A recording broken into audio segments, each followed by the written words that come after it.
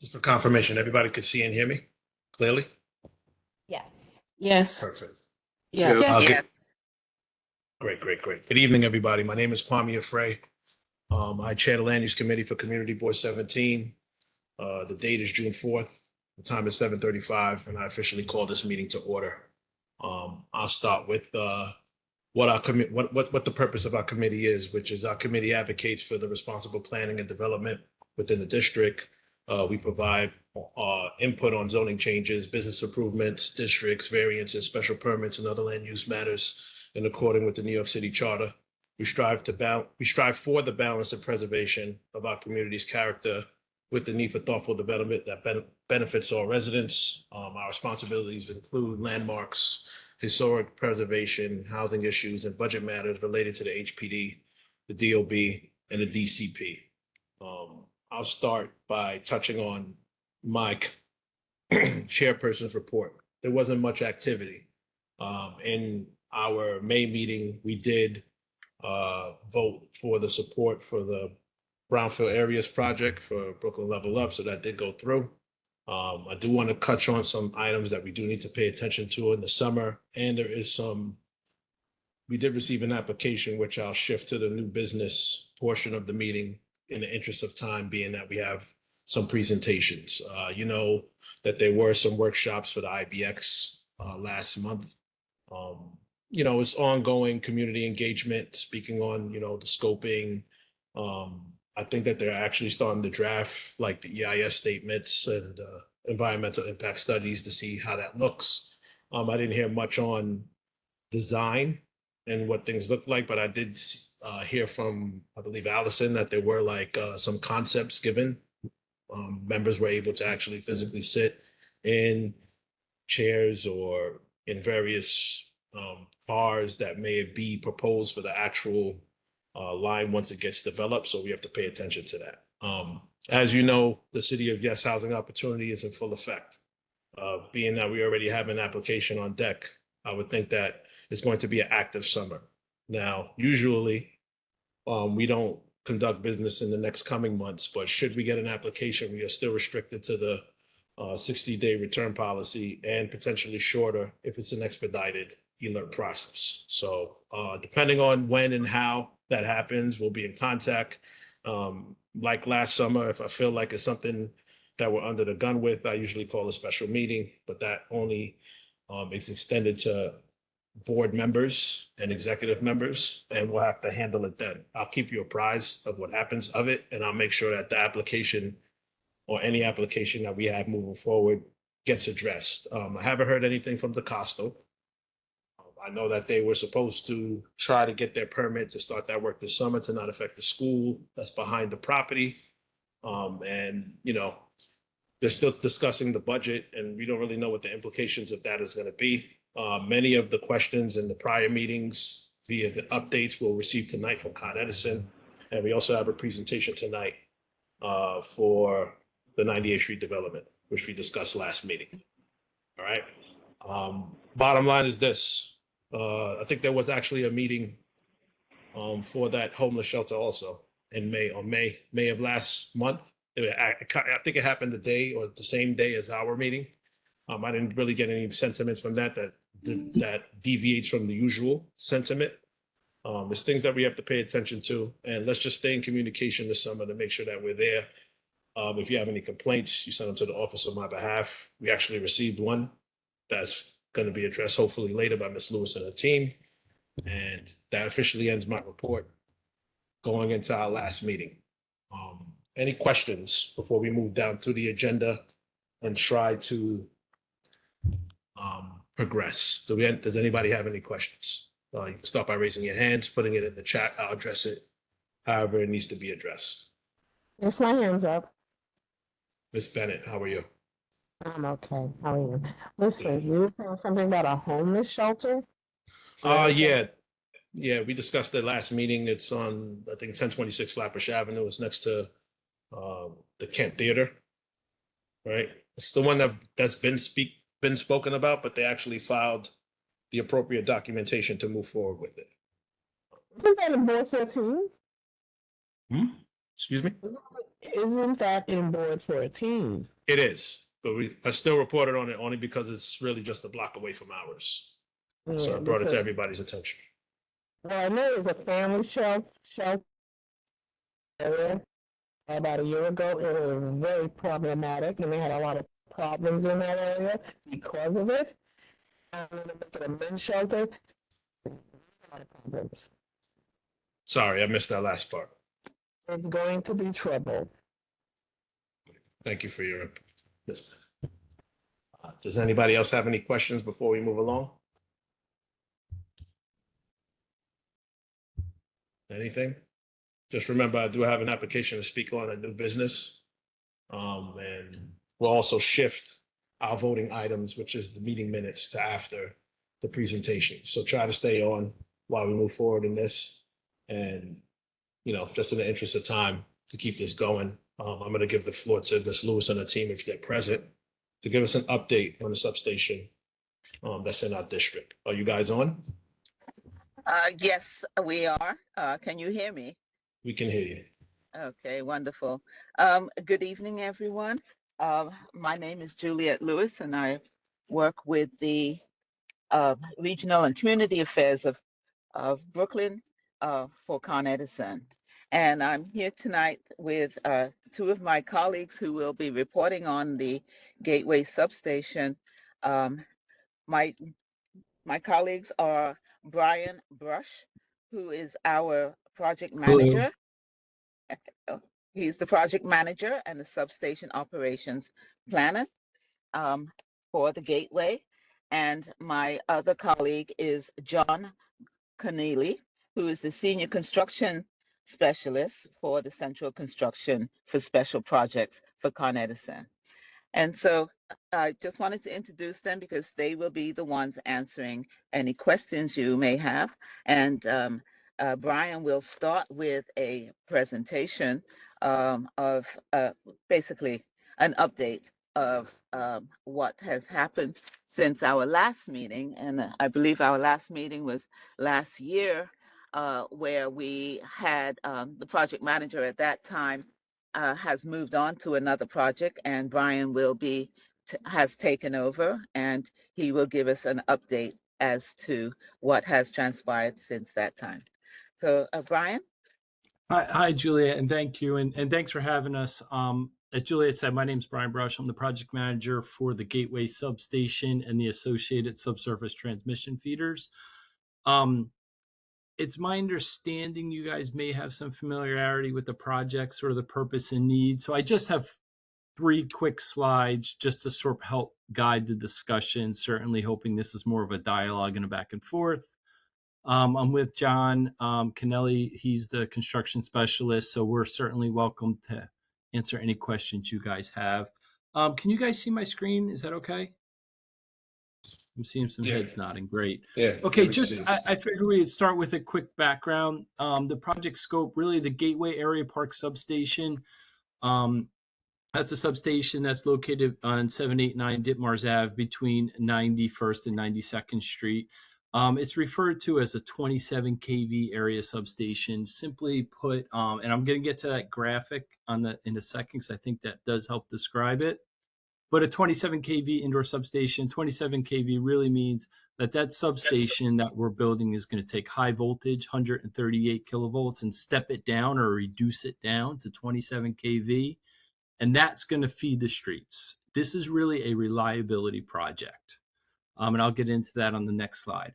The second major component of this project really is, in order to power the new Gateway substation, we're going to be advancing or installing a total of 4 subsurface 138,000 kilovolts feeders from the Brooklyn Clean Energy Hub. And if you look at the graphic on the side there, you can sort of see that that's in the Vinegar Hill section of Brooklyn.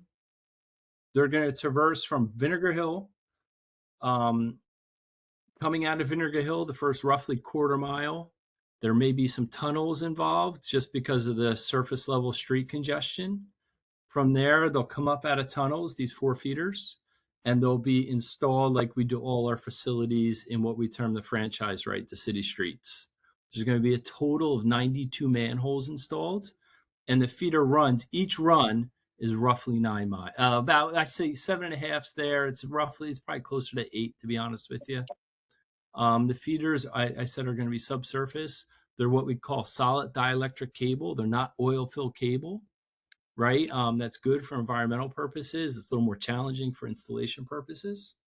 So the graphic on the side here, as you can see in the blue, that's generally, it's sort of a cartoon graphic, if you will, showing the Brooklyn Clean Energy Hub and that 7.5-mile route to the Gateway substation. Once this project's complete, we're going to convey power from the Energy Hub to the Gateway substation. And what that's really going to allow us to do, and I'm going to go to the next slide if I can figure that out here. Bear with me. That's going to allow us to improve reliability to the central Brooklyn area. It's going to allow us to, what we use the phrase, deload Brownsville substation that serves that area. Right now, Con Edison, what we spend a lot of time doing is looking at load forecasts, right? The world is really electrifying. You may have heard the term electrification, right? We're really moving away from those fossil fuels and relying more on electricity, right? Clean electricity, clean power. But that's really putting a stress on our system. To accommodate that, there's going to be these infrastructure improvement projects throughout the entire New York City area. And this one is one of the ones, the Brownsville area in particular in central Brooklyn. Our load forecasting is showing by May of 2028 that station will be overloaded, meaning it will not be able to supply power to that area. It's at risk. Okay, so to do that, we're going to advance these 4 feeders, create 2 new distribution. Again, distribution's the street level that goes to your homes and your businesses. 2 new networks, really. So all the power that's distributed from Brownsville is going to be split in half, and it's going to be distributed half by this Gateway substation, half by Brownsville, to relieve that overloading threat or risk. In addition, at the same time, we recognize the disturbance to the community. We're well aware of that. What we will be doing is we're going to be putting the subsurface infrastructure in, mainly in the Vinegar Hill area, that's Community Board 2, to allow for subsurface conduits also to go to a second future substation referred to as Nevin Street that we plan to have online by 2032. And that's really going to feed the Borough Hall area, because by 2032, our load modeling is showing that will be overloaded as well. And sort of what's really exciting about this project, this substation, as I mentioned earlier, the Gateway substation will be Con Edison's second LEED certified substation. It's going to have a green roof. It's going to, it's going to use modern insulation. It's going to have on-site or subsurface rainwater detention, so we don't have sewer overflows in the area, or help minimize that. And also, what's exciting on the other end, if you recall, the Brooklyn Energy Hub, the power comes into there and gets distributed to Gateway. I said that earlier on. Con Edison's not a generator, right? We don't generate power, but the Brooklyn Energy Hub is being designed in a way to receive 6,000 megawatts of renewable energy. So what does that mean? 6,000 megawatts, to put that in context, is almost half New York City's load. So the idea would be, right now right now the idea, eventually third-party merchant developers, right, they would interconnect into our system. They do that all the time, or they're proposing to do that all the time. I'm sure you're familiar with some of the political aspects surrounding clean energy. New York's very aggressive in wanting to sort of go carbon neutral, carbon free. One of the biggest bottlenecks with that objective, though, really is the electrical grid is sort of an enclosed structure. Think of a highway, right? You have this highway, right? But to get on the highway, you need a ramp, right? You need an entrance ramp or an exit ramp. Well, the grid's not too different from that, but if we want to bring on this clean, renewable power, there has to be an entrance ramp to it, right? So that's what the Brooklyn Energy Hub is going to create. It's going to create all these points, all these entry ramps, and it's going to be on the water. So offshore wind, when that goes through, I know there's some political challenges surrounding that right now, that will connect to the Brooklyn Clean Energy Hub, and it will be able to distribute it throughout the Brooklyn area. Questions? Are you talking about the Canarsie hub? Canarsie Gateway Substation, that's correct. That's the one you're talking. You haven't mentioned Canarsie yet. That's why I'm asking. Canarsie. Yeah, that's the Gateway Substation that's being built in the Canarsie area of Brooklyn on Ditmars Ave between 91st and 92nd. That's going to relieve Brownsville, as I said earlier, Not and Ditmars. create two new networks. Ditmas, not Ditmars, all right? Fitness. Correct. Ditmas, right. Do you want questions? Good evening. I'm open to anything, right? I would just ask that everybody just raise their hands and then I'll just I've call in the raised order mine. of the hands raised. Who's speaking? Sorry. It's Hazel Martinez. My hand is raised. I don't see All right, it. no problem. Go ahead. I have a couple of questions because Sure. I'm a little concerned about what our community will be getting from all of this disturbance in our community. It seems like it's going to areas on the other side of Brooklyn, and I'm not hearing because we suffer from our lights constantly having brownouts and having our lights flickering or turned off. And the other question I have is you're going to put in 92 more manholes, and I don't think the Con Ed manages the manholes they have now. Cars are damaged; they're always exploding. How is the maintenance of that going to be, improved? So I'll answer the first question. I think your first question was, how is the Community Board 2 area going to benefit? I think that was your first question. No, Community Board 17. 17. I'm sorry. I was with Community Board 2 yesterday. I'm sorry. Community Board 17 area. So the power is going from Vinegar Hill to Community Board 17, right? It's flowing in that direction. This is a reliability project to improve the reliability in the Community Board 17 area. So the second, Board 17, I'm sorry to interrupt. What part of Sure. Community Board 17? Because you're saying it's going from Brownsville. Brownsville is not really Community Board 17. no. And Williamsburg, Fort Greene, and Borough Hall are not Community Board 17. And So then those are the places that you mentioned. Brownsville substation is currently serving the area. Brownsville substation is going to be deloaded. The power demand will shift to this new gateway substation to serve the community. This way, Brownsville area is not at risk, and neither is the gateway substation area. So we're going to split those loads in order to provide a more reliable electrical service. Does that answer the question? I'm still not Brian, understanding that. Brian, I'm sorry, this is Juliet. I just wanted to clarify that the Brownsville substation located in the actually East New York area was given the name of Brownsville at the time that was being built because it was serving that area. So even though we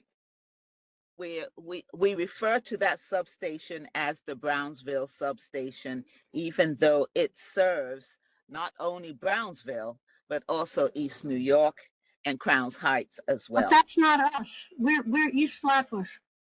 East New Yes. York and Crown Heights are not us. Exactly, we know that. And it's the power that has been, that's in the Brownsville substation, and I'm calling it that because that is its actual name.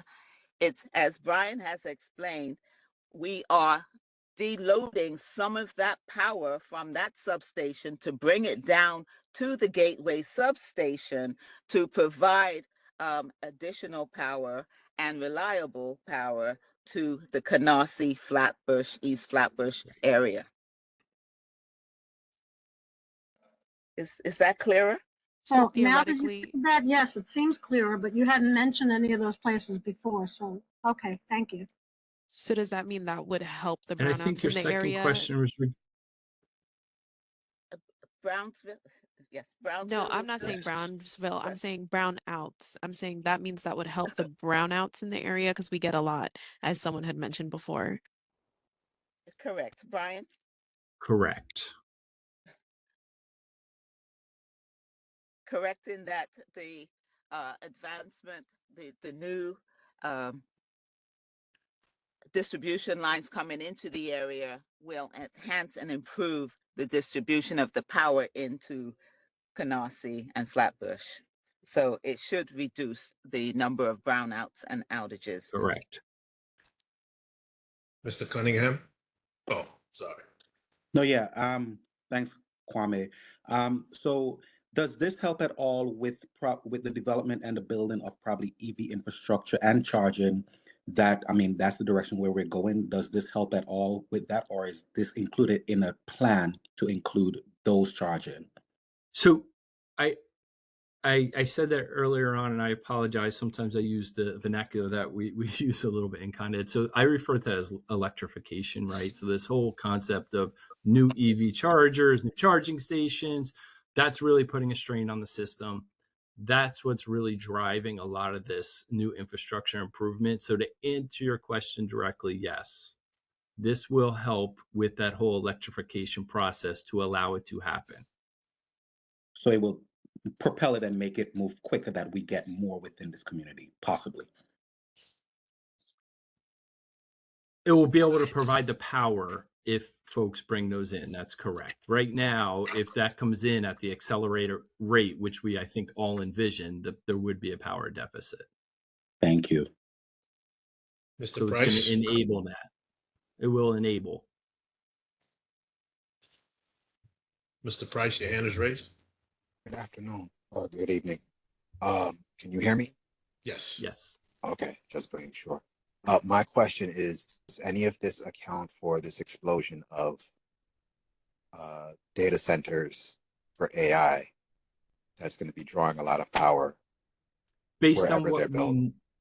yeah, good question. And again, these models, these load forecasting models, right? They do take into consideration all the future growth in the area.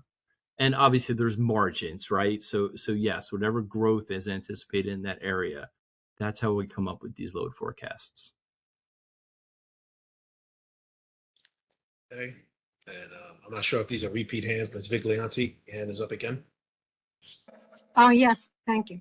I'm concerned about, and this doesn't really have anything to do with this particular project, but like Ms. Martinez had mentioned, that 95 manhole covers, 9 new manholes. We seem to be having a problem in New York with men going down into manhole covers, and like 12 people came out of a manhole cover last week, and I think the week before a woman fell down a manhole cover and died. Is there going to be a new way of addressing manholes in general? I know this doesn't have to do with the project per se, but it kind of does. I really can't speak to that. I can speak to the 92 manholes associated with the project. That there's 92 manholes that will be installed over the 8 miles. Those manholes will be installed, they'll be tacked down, they'll be fitted as not to pop up. That's really, I don't know if I could say much more than that. You guys have a question in the chat speaking to the constructions. Construction on this project started, I believe, and they see a lot of construction Yes. around the Ditmas Avenue and surrounding areas. Yes, it has started. Okay. I will lead into, we did get a complaint. I'll take a little point right now. We did get a complaint from one of the businesses in that area, 803 East 92nd Street, Adelman Foods. You sent a couple of pictures over about, some of the civil pieces of equipment, I guess, that are being used to, take the street up. They're That's in the me. front of his business. That's me. Ah, that's you? I've been Hi. raising my hand. No, yeah, sorry. I didn't see your hand raised, but there was Okay. complaints, so I gave the opportunity. So Mr. Cross, if you want to Yes. speak, Yes, you can speak please. to that. Yeah.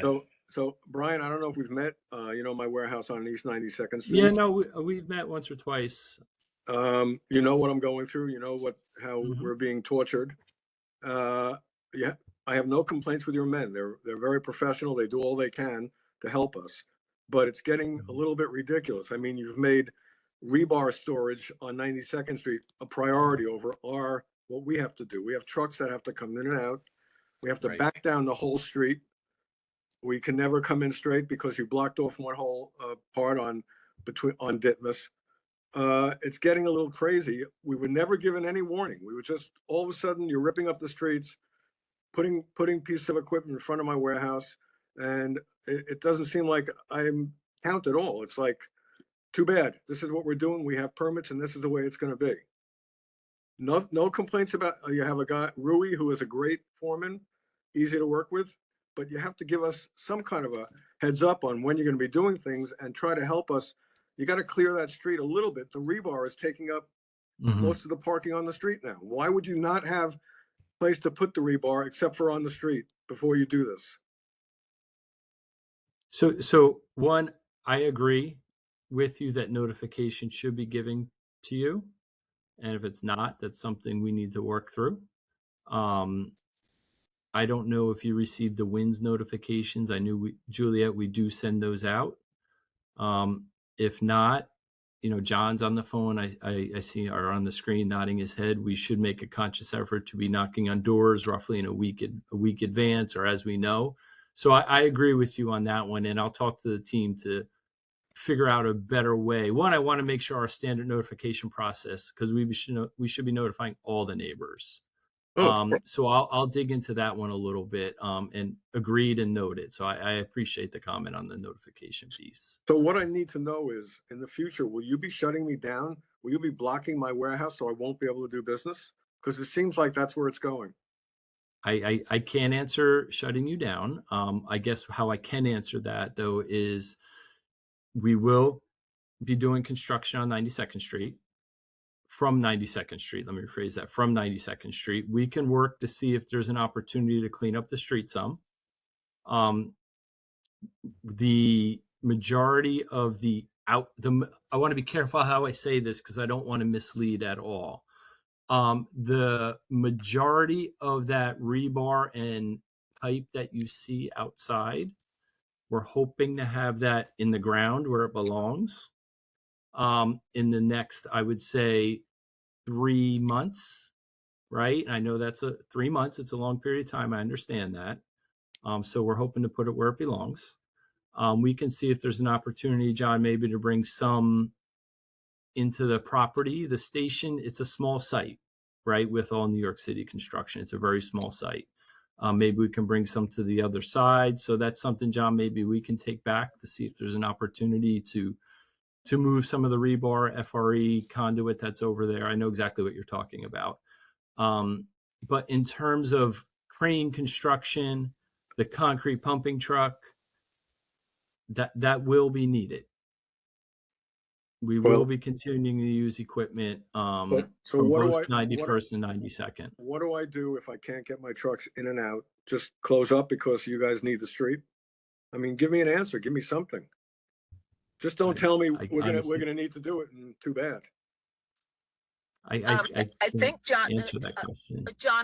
John Connolly, our supervisor, senior construction specialist, has he's the boots on the ground in the area, and he can definitely work with you. We can continue to inform you of when there may be street closures or some blocking of but we can work with you to make sure that it doesn't block the flow of your business. And I believe we have been trying to do that. Again, as Brian indicated, if we need to move that rebar, that can be negotiated, but we'll have to find space for that. And we will work with you to make that your entrance into your business not so difficult. Because we want to work with you. We don't want to shut down your business. We will work with you, Mr. Cross. I've had this warehouse for 50 years, and you should work with me because we want to. And we want to. And I use a lot of your, and I'm a refrigerated warehouse, so I use a lot of your electricity. Yes. I mean, And Mr. we- Cross, what's your business operating? What's your operating times of business? Dairy, Besides- milk, eggs, that kind of stuff. No, what hours do you operate? Oh, we've already discussed that. We're Monday to Thursday, 5 a.m. to 2 p.m., and we're closed Friday, Saturday, Sunday. Now, I was told by someone over there that they were applied to be able to work weekends and they were turned down. Is that true? We didn't So get. I'm writing notes as you speak. What I you say? didn't. I'm I didn't sorry. see a request for after hours variances, but I'm not sure if Con Edison would actually go to the Department of Buildings to get that. I didn't see one come into the office pertaining to that particular site. So it would Well, generally come to us well- for review, but I haven't seen it. What were you saying, Brian? What was your comment? I think I heard something about extended hours, weekends, and we got denied. John, keep me honest here. My assumption is that's for the DOT permits, and we do have trouble getting those on off hours. Yes, I believe we were trying to get the off hours to accommodate. I think we were given the weekend, but we were denied the nighttime work. I guess for the surrounding neighborhood, residential area, not so much the commercial businesses, but yeah, we were Well- trying to alleviate that, but we were only given the weekend work. There is no houses on East 92nd Street. There's Cablevision and us and a few other warehouses, and that's it. Correct. We can revisit it with the DOT, but we are subject to their permits, right? And I'm not trying to hide behind them, be very clear, to get more favorable stipulations. And I see you out there on the site, and maybe there's a way. I'm picturing your property, and we had the pumper truck there, and we closed the street, so I see it all. I'm just trying, and I don't have the answer. I'm just trying to figure out if there's a way for both of us to work together. I understand your trucks need to come in, and I'm hoping you can understand the more we delay, the longer construction takes, right? And not meeting our May 28th date and jeopardizing some of the reliability is sort of not an option. So we have to figure out a way to make it work for everybody. And I don't have an answer on the phone. I'm being honest, but maybe, the cleanup stuff, yeah, we can look at that. Notification stuff, no excuse. We should be notifying you. Positioning large equipment, cranes, pumper trucks, that, timing of those, that's a little more challenging. So we'll have to see if there's an opportunity there. Do they work at night when we're not there? Do you go 24? No, we don't go 24. We're working extended hours right now. We're working until like 10 o'clock at night. But a lot of that's internal on the site. We don't have the access for the cranes, with the lifts and the cement and all that stuff. That's usually during the daytime. Okay. Thank you, gentlemen. So, but I don't want to leave it open ended, because I feel like that's not the right solution, right? So, and is there a time, Juliet, John, maybe we can meet out there? I know they've met you and talked about this. So my ask is, could you give me Friday and Monday to talk with my construction team on site? And then maybe I always see you out there, so maybe we can knock on your door, or walk in your open bay there, your garage, and see, maybe I'm thinking like Wednesday-ish, and maybe we can just walk to see if we can come up with a solution, because I assure you, nobody wants an adversarial relationship with the neighbor. It makes it difficult, there is no right, for adversarial. everybody. Your employees are great. I mean, all the people, they do Thank you. whatever they Thank can to accommodate us, but sometimes they can't really accommodate what we need. Thank you. And that's where it becomes a problem. I mean, Rui is great. Right. I think I've met Juliet. I think she's great. Thank you. And No, the we will guys are continue to great. work with you, Mr. Cross. So then that's our objective. Okay. But Thank but you. is But is like again- Wednesday? I'm sorry, Joe. Is Wednesday? I'm gonna say Wednesday, Thursday-ish next week. Okay, I can meet you out there with there's two Johns. There's John Chanelli and John Carucci and Juliet, and we can maybe meet you out there and see. We How about have to be able to work this out. How about Wednesday at 10 a.m.? Sounds good. Okay, I I'll don't be see a there. problem with that. Let's, yeah, Okay, and I thank you. appreciate the board for hosting this and letting me speak. Absolutely, Mr. Cross. Just keep us posted with how this works out. And just let us Okay. know All if right. it gets resolved. All right? Thank you very much. Out. No problem. I see Ariana, your hand is still up. Is that from Hi, Kaya? yes. No, Okay. I have a question. So I have two questions, please. You all mentioned there being a tunnel system that this is going to use. Are those existing tunnels or are there going to be new tunnels created? And then second question, is there any anticipated pollution, noise pollution emissions with the operating of this facility? So the first question related to tunnels, that's the Vinegar Hill area. There's a lot of congestion, I'm going to say at surface level within that first 10 feet of other utilities and interferences. So we're currently exploring a new tunnel option to install these facilities into our Brooklyn Clean Energy Hub. So it's a new tunnel. And it's short. It's not, miles long. It's a couple hundred feet. But in Vinegar Hill, not in here, not in our neighborhood. Correct. Okay. Tunnels are very expensive and very challenging. Okay, gotcha. And then And your second question, if you could repeat it, I'm sorry. just if there's any anticipated noise pollution or emissions or pollution that can be expected with the operation of this facility once it's complete.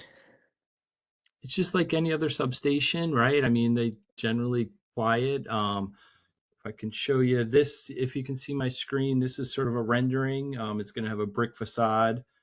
Our substations, if you're familiar with them, they're not loud. It's not a generating station, so there will be no emissions. Okay, so just all electric. All right, Yeah, it's a good neighbor. got it. All right, thank you. Sure. Miss Bennett, your hand is raised. I don't know if that's from before. Yes, it is. No, I put it up. It's been up for a while, but I put it up.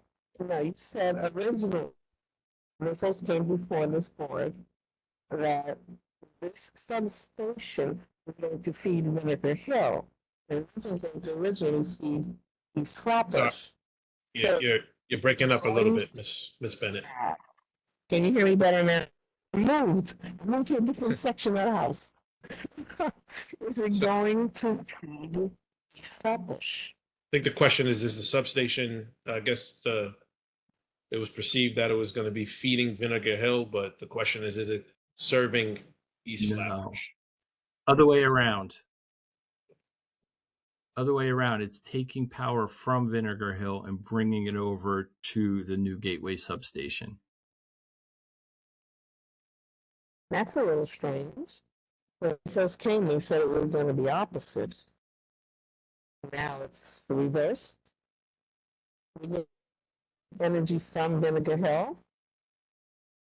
I think that was always the case, Miss Bennett. That might have been a Yeah, confusion. that's always been the plan. Yeah, But transmission. But it is going to feed East Flatbush also. I think all substations have the ability to always connect to the grid in some fashion. So maybe not all of it, but a piece of it. Is it going to? Correct. Sorry, I'm an electrician. I'm trying to turn it off. I'm trying to turn it off so I don't sound so nerdy, but yeah. Well, I know what you're saying. My Yeah. uncle was a master electrician. Yeah, I'm trying not to. I don't know if Learned you a lot noticed. I learned a lot. Yeah. Now, It's my last part of the question is it going to, not can it, is it going to feed East Flatbush? feed East Flatbush. Is it going to provide power to East Flatbush? Correct. Is it going to facilitate? The East Flatbush, like the facility or the area? The area. But what part of the area would this substation be serving or can serve in East Flatbush?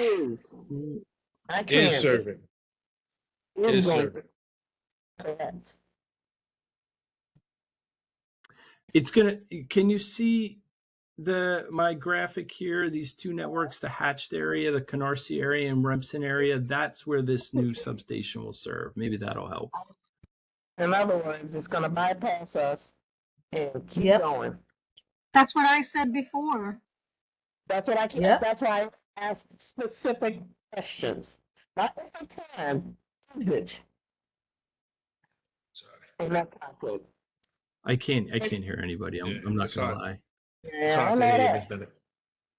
Listen, can he possibly get us extra energy into this community? Let's do a hookup. Okay. Kwame, I'm sorry. I'm trying to make out what you're saying. I said, What you're saying is that hey, Martinez, our particular community is not going to reap any of the benefits, and we're just going to have the disturbances. But when the energy is not going to be, so we will still have our same electrical issues. correct. Okay. What community specifically? East Flat, the one you're working in. It's Community Board 17. It's Yeah. below where you're gonna have the substation. It's south of that. Yes. Okay. Actually, it's north. North of your substation. Ditmas, Remsen, Kings Highway, Clarendon Road.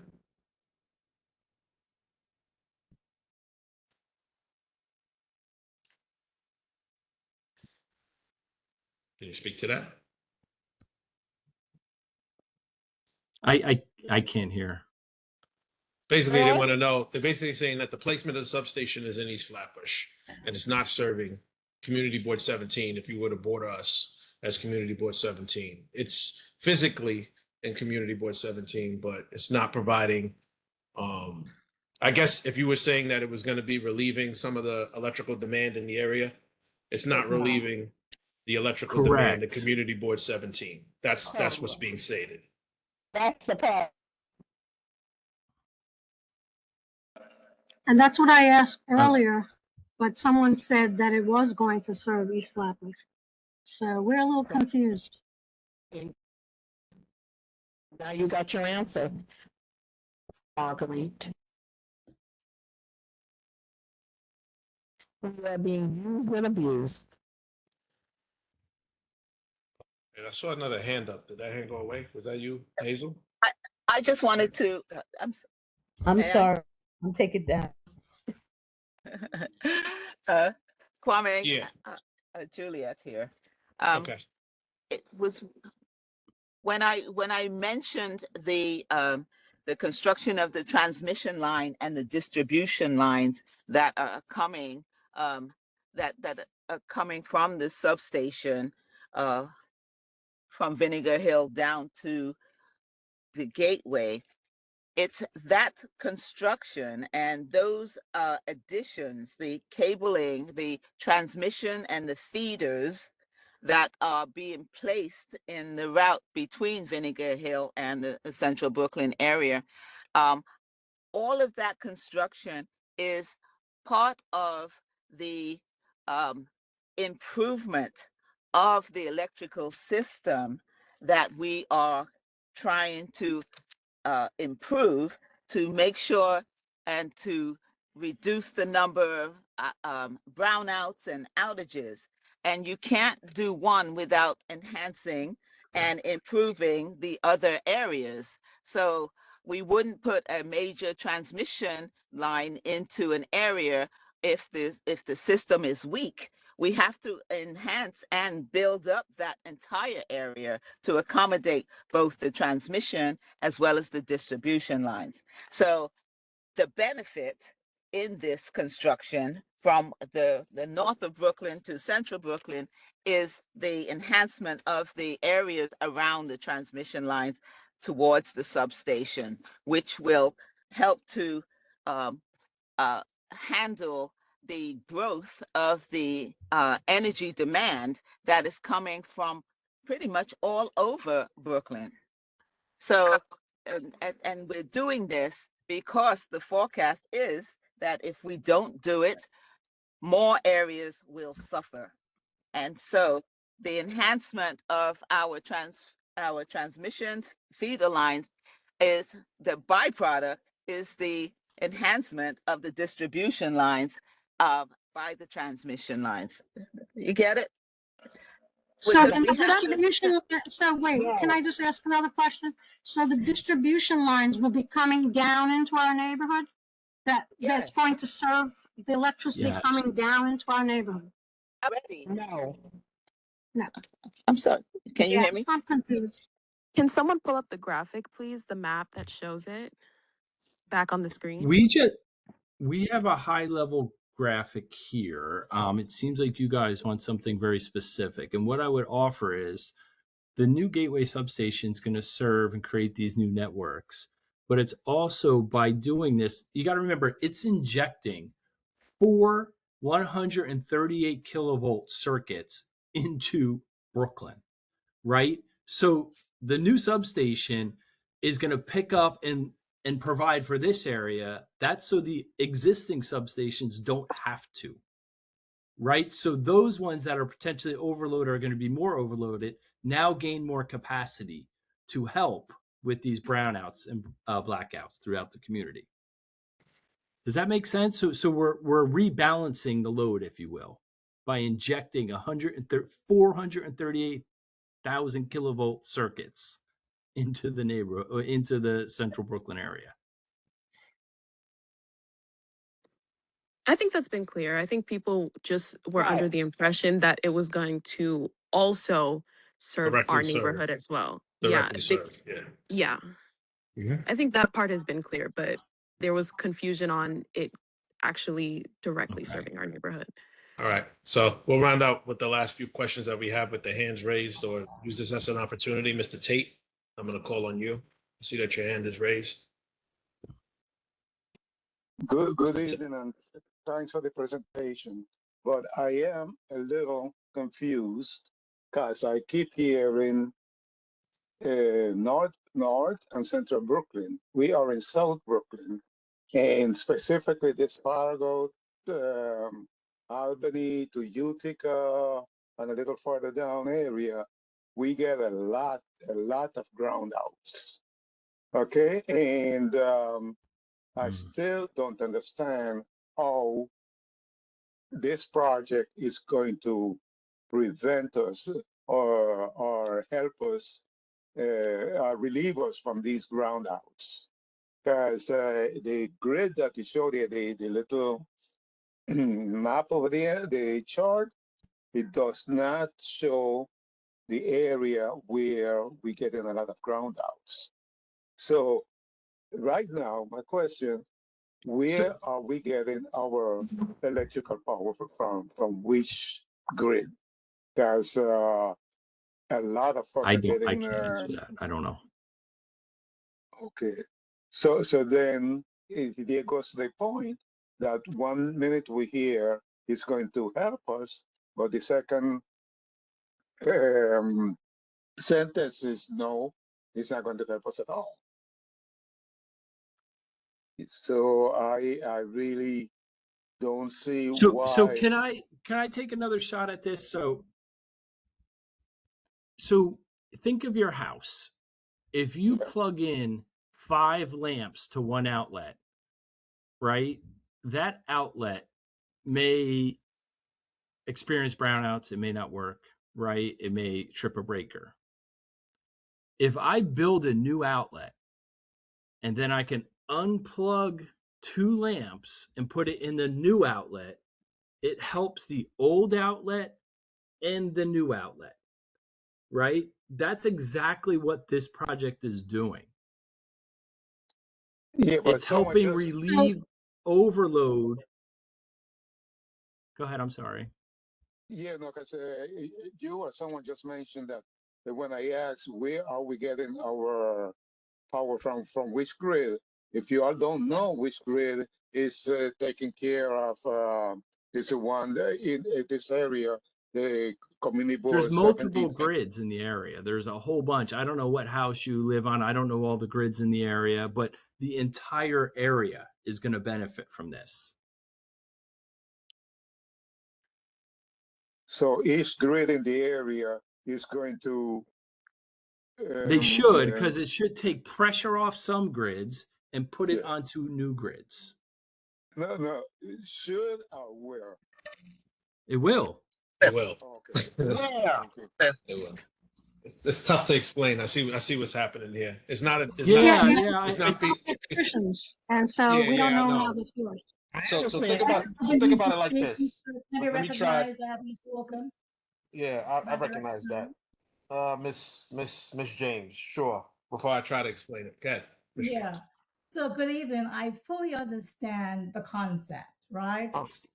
By relieving pressure in other areas, it makes what's available in the Bronxville, whatever it is, available. I get that. But what is not answered is the placement of this. Why would Con Edison place a substation in a neighborhood that will not benefit from it, dig up the roads, inconvenience the merchants and the residents of this to satisfy some of the area, rather, which is actually more expensive, rather than placing the substation in proximity to struggling- where it's going to be served? I'm struggling with that piece. You are? You really are? I'm struggling with that. The new Gateway substation, the new Gateway substation will be serving the community surrounding the new Gateway substation with 2 new networks. The point is, you're still saying there was a decision made to place a substation in a neighborhood that is not going to serve it. And the obvious answer has to be that they desired not to place it where it was needed because it would not have been well received there. Because that's not the only spot in Brooklyn where land was available. Correct. The new Gateway substation, where it's positioned, will serve the area surrounding where it's positioned. You said it wasn't going to do it. I think it was spoken to on by the previous PM that it was. He explained how they acquired the land and that entire process. I'm not going to recall that from memory now, but We're gonna play back for a minute. yeah, there definitely was some speech about, you know, I don't think it was placed. I think it was the availability of the actual parcel and then purchasing it over time. And we finding out about it basically when the project was being started. I remember something along the lines of that. That's all I can speak to. I can't speak to anything else that was said. And But I Kwame, wanted- yes, I was at that meeting, Mhm. and yes, and you did speak with the previous manager, and yes, there's a lot of history with the process of the purchase of the property and the specific placement of the facility in itself. It it was discussed at the previous meeting, if you recall, back in April of last year. It was during that time that we talked about the legal process, the obtaining of the property and the demolition and so forth.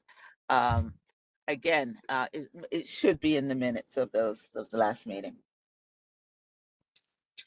Thank you. I see 2 hands. Ms. Bennett, is your hand being from before, and Ms. Hazel, because we're going to try to close this up and release this team so we can move on to the next item. And of course, I'll take any questions. Hazel can go. Hazel can go. All right, Ms. Martinez, your Oh, hand. I'm just going to say this. Let's be frank. Our community is used to getting the second string and being used, and to provide. And now we're providing a pathway for more energy to recently gentrified neighborhoods, and we are not going to benefit at all. And that I find resentful. It's insulting. An outrage and an insult. Hazel, I'm sorry that you feel that way, but that is not the case. We need to provide energy to the borough of Brooklyn for all. And we're not doing for any specific reason other than for the betterment of the residents of our communities, because Con Edison wants to provide the services that we are um, are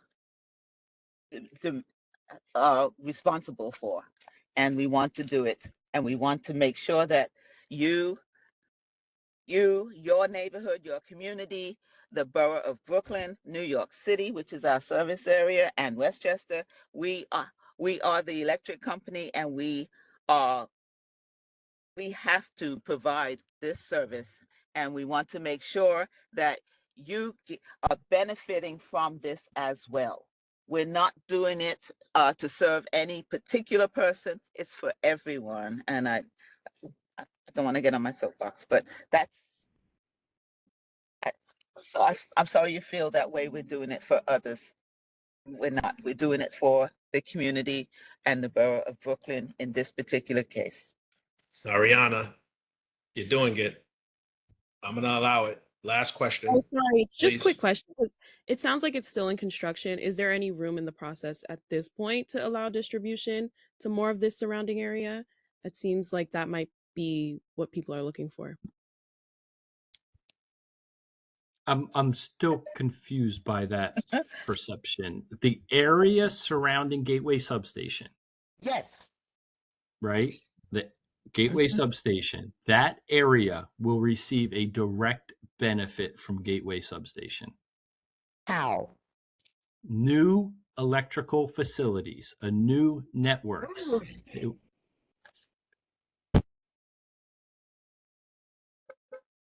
I don't know if we're gonna get to that point today, but I suggest in closing, Mr. Is it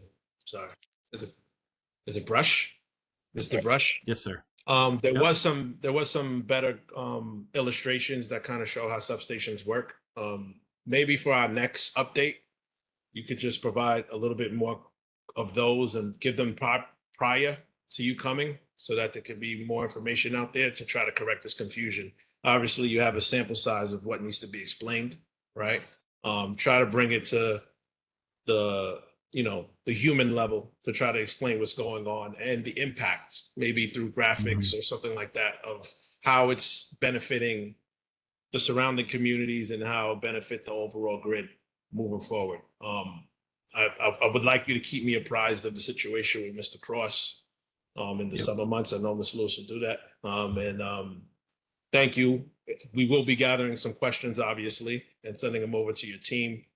I look forward to seeing you in the fall, because we're going to recess, and I'm assuming we'll get an update at some point before year's end. All right. I appreciate that you guys are professionals. It's good to hear that electricians are being professionals out there representing the brotherhood well. And thank you and your team for coming. I look forward to seeing you guys in the fall, and have a good summer. And we'll be in contact to address some of the issues we spoke on tonight. And thank you. Thank you very much. Right. Have a good night. And I'll look for those questions, any additional questions that they may have. You know where to send them. Thank you, Kwame. Yeah, they'll come. Yeah, they'll be coming your way, Miss Lewis. Don't worry. Have a good night. Appreciate it. And good night. Thank you. That was a lot. So the next presenters is it Bower Bay Realty Holdings, Mr. Goldstein and your team. You're here today, right? Who will be taking lead? Hi, everyone. We'll follow. We'll have a follow-up discussion on the Con Edison portion during our unfinished business for everybody. So just keep your questions reserved, or if you can't maintain them, just try to email them to me, and I'll try to make sure that they have something sent to them before we meet again in the fall. All right. And now I'll give the floor to the team. The floor is yours, and please try to hold your questions until after the presentation's done. If you can't contain yourself, type it into the chat. I'll make sure it gets addressed. Thank you. Thank you so much. We appreciate the time. We will try to be quick and efficient. I know it's a little later in the evening, but we wanted to make sure we had some time before the board. So my name is Liz Canella, or Elizabeth. I am a resident of Community Board 17, about a block away from Erasmus. Born and raised in Brooklyn, went to Midwood High School, which technically I guess is not 17, it's 14, 13, 14, yes. So here with East 98th Street rezoning, team members here are Justin, Juanita, and Jay. Justin will give the balance of the presentation writ large, but wanted to introduce ourselves and sort of say, I mean, you guys know this process better than anyone because you live and breathe it every day, but we're at the very beginning of what is the seeker process. So the environmental review, looking at what development, essentially you can see where the 3 train is, Sutter. So right at Rutland, Winthrop bifurcates it, and on the other side, Kings Highway, essentially the easternmost edge of the community board in East Flatbush, between like Saratoga and Sutter train stations on the 3. So here Justin will walk through it all, but wanted to speak a little bit on timing, and I'll come back at the end and take questions on the timing. So there's been a little bit of fits and starts. I believe the landowner, and forgive us, there's a couple graduations and things happening this evening, so the full team is in here, but we're hoping this is one of many conversations with you all. And we're now sort of restarting the process post City of Yes, looking at rezoning the areas highlighted in like reddish orange on the screen, from manufacturing, from commercial over to residential, keeping commercial. So that's a little bit of the spiel there, and we'll try to answer all of your questions. But again, wanting to make sure that this is like one of many. And also, last thing before I kick it off to Justin is that there is a scoping hearing as part of the beginning of the seeker process to look at any concerns, questions you have on air quality, train traffic, train capacity, parking, pretty much all of the impacts a development of this size could have, and how to mitigate those, next week, Thursday, June 11th, and wanted to encourage hearing that presentation and submitting comments, concerns that you want us to look at as we're looking at all of the analysis for this project, for this potential project. I'll turn it over to Justin. I just want to make sure everybody can see that I'm sharing. Yes. All right, I'm a little rookie with WebEx. All right, We can so see hello. We can see it. Okay, great.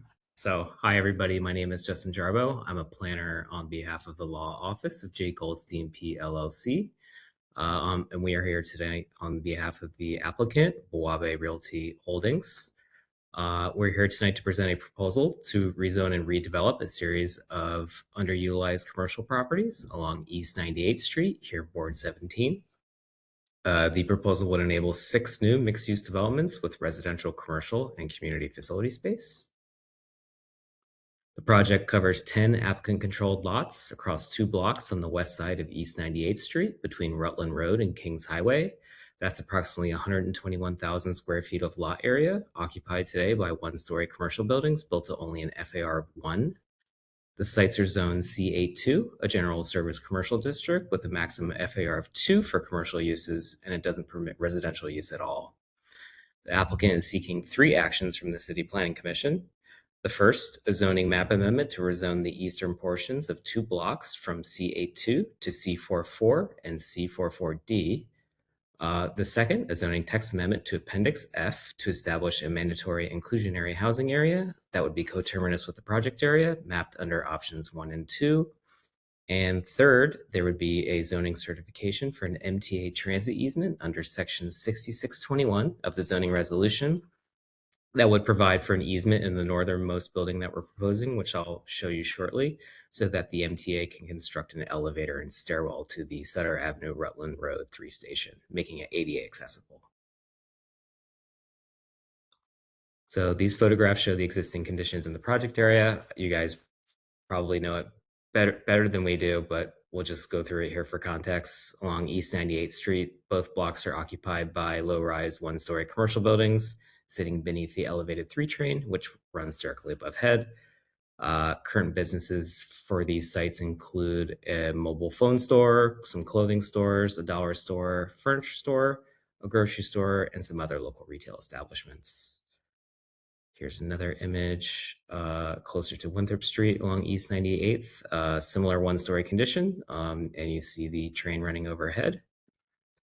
Here's another image of the site, the rezoning area I should add from Rockaway Parkway frontage. That's just west of the sites, and that's showing some local retail. So this shows the sites in relation to the surrounding area and land uses. It's predominantly multifamily residential and mixed residential commercial community. Their buildings are developed from 2 to 6 stories, along with some institutional uses such as schools, some light industrial and automotive uses. Side streets off East 98th, Blake Avenue, Sutter Avenue, Rutland Road, and Winthrop Street are characterized by 2 to 4 story multifamily buildings, a lot with ground floor retail space. Excuse me. These surrounding blocks are generally zone R6 with C13 and C23 overlays along the commercial corridors. The proposal directly responds to the board's stated needs. In the statement of needs, your board emphasized more deeply affordable housing in the range of 30 to 50% of area median income. The proposed development would deliver approximately 200 new permanently affordable apartments across a variety of unit sizes, allowing longtime residents to remain in the community. The board also has identified the need to support small businesses and expand the area's commercial corridors. The project would replace the corridor's aging commercial spaces with roughly 90,000 square feet of modern ground floor retail, which combined with the new residential density would help establish East 98th Street as a more active mixed-use corridor and neighborhood destination. So this slide shows the program block by block. On block 4616, which is the northern block, the applicant proposes 3 mixed-use buildings up to 14 stories, replacing the existing 1-story retail. Together, they would total approximately 343,000 square feet of new space. That would be an FAR of 6.39 with about 350 dwelling units, 90 of them affordable. On block 4633, the southern block, 3 additional mixed-use buildings, also up to 14 stories, would total approximately 455,000 square feet. That's an FAR of 6.72 and about 440 units, 110 of them affordable. So each building follows the same pattern: ground floor retail, community facilities space on the 2nd floor, and residential units above. So this rendering shows the proposed massing in context. The 6 buildings would rise between 12 and 14 stories, creating variation along the corridor. Collectively, the proposed development would deliver about 800 units of housing, 200 of those permanently affordable, along with roughly 90,000 square feet of commercial space, 80,000 square feet of community facility space, and 115 accessory parking spaces. Parking is proposed to be consolidated within 3 of the buildings to minimize curb cuts along East 98th Street, and the northernmost building 6 in the right-hand corner here would have the MTA easement I mentioned. I'll also note that this rendering shows actually 9 buildings. The 3 shown in gray are non-applicant owned properties that could be redeveloped in the future under the proposed zoning. They are included in our environmental analysis for conservative worst case purposes, although there are currently no plans to develop those properties. So the development incorporates environmentally conscious design. There will be rain gardens and bioswales that improve street drainage and beautify the neighborhood. There'll be green roofs that maintain stormwater and mitigate the urban heat island effect. There'll be high efficiency boilers, heating and cooling systems with Energy Star appliances to reduce carbon emissions, and potentially placemaking opportunities with sidewalk widenings along the corridor. I'll also mention we do have our project architect Dominic here tonight if you have any specific questions on design. And here I'll hand things back over to Liz to explain where we are in terms of timing. Thanks, Justin. Tried to be quick and respect your all's time. But just a quick recap for where we are in the process. So we're right at the beginning of the mandated environmental review. And so the scoping hearing next week would kick off looking at the project and how the project can best support the infrastructure in the area, et cetera. And then there's about a year of environmental analysis before we would be even eligible to certification and going into ULURP, sort of the formal. But we also at the same time are wanting feedback on the type of affordability, right? So Justin mentioned about 200 units of affordable housing, like what specifically the community board wants, and if there's things that we need to take into consideration. Obviously, there's like the infrastructure and the sort of the actual construction of the building, but we still have about 18 to 24 months of entitlement time, and then there's about 2 years of development for the first building, and then this would be a larger sort of build. So there's time here to incorporate feedback, and we want to sort of hear from you all and come back and work on this together. We have met with the council member on this project and started those conversations, and she wants to partner with making sure that it's something that benefits the community directly, community writ large, and also sort of on a block by block basis. So that's my spiel there. We're happy to answer questions on the technical process or the project. And so I guess I'll turn it back over to the chair, see if we can answer. Okay. I guess everybody can just raise your hands. I'll call on you in the order that I see it. Ariana, you're acknowledged. Hi. Okay, so I think my original question was about what percent AMI these affordable units are going to be, but it sounds like after you spoke, that's something you're wanting feedback from us on. Okay. Yes, so a quick answer on that. We do have to map, right? So MIH, so option 1 and 2. So that generally is around 60% AMI average. But so within the parameters of the program, we have some flexibility on what that looks like. So yes, we are looking for feedback specific to that. Okay. All right. So I guess that question doesn't have an answer just yet, so maybe we'll hear about that later. I guess my other 3 points will just be comments since you all are taking feedback. I would say, like in the environmental impact study, you will probably have, but it would be nice to see good analyses on like the sunlight impacts, just because it looks like the surrounding area is pretty low rise, and then this is going to be very high rise. I can imagine that would be a big shift for some of the surrounding homes. Demands on the infrastructure, including the electricity and the water. And then some of the renderings look pretty modern design. I've heard feedback from a lot of people in the area that contextual design is preferred. So something to match what's surrounding, using brick facade if that's an option, if there's brick facade around. I think that helps the projects fit a little bit better into the surrounding area. So those are some of my comments. And then I guess when you guys have more on the affordability, I'd like to see that. Thank you. And if there's any specific targets on affordability, AMI wise, I can explain what that is if that's helpful. So that's also, and then just for the design, very noted. Anything you've seen is sort of just like a shell of what it would look like. It's not properly designed, but we need to take that feedback now too and sort of start to flesh out what that could look like. Okay, thank you. Ms. Bakrati. Good evening, everyone. Thank you so much for being present and providing this this overview. I do have just two. I'll do two of the questions that I have because one was already answered. So, as it pertains to the affordability perspective, usual affordable constraints equaled about 30% of a 30% set aside. I'm sorry, I'm a bit frazzled by what I just heard. So my question for you is that given that inclusionary housing programs often require 20 to 30% affordable units, what is the justification for not requiring a higher percentage in this proposal? So that's one. And the second question talks about a community benefit. So just please a bit about modeling that's been done to compare outcomes if the project included 30% more, 30% or more of affordable units, even with the potential community use of the space that I hope you will be considering.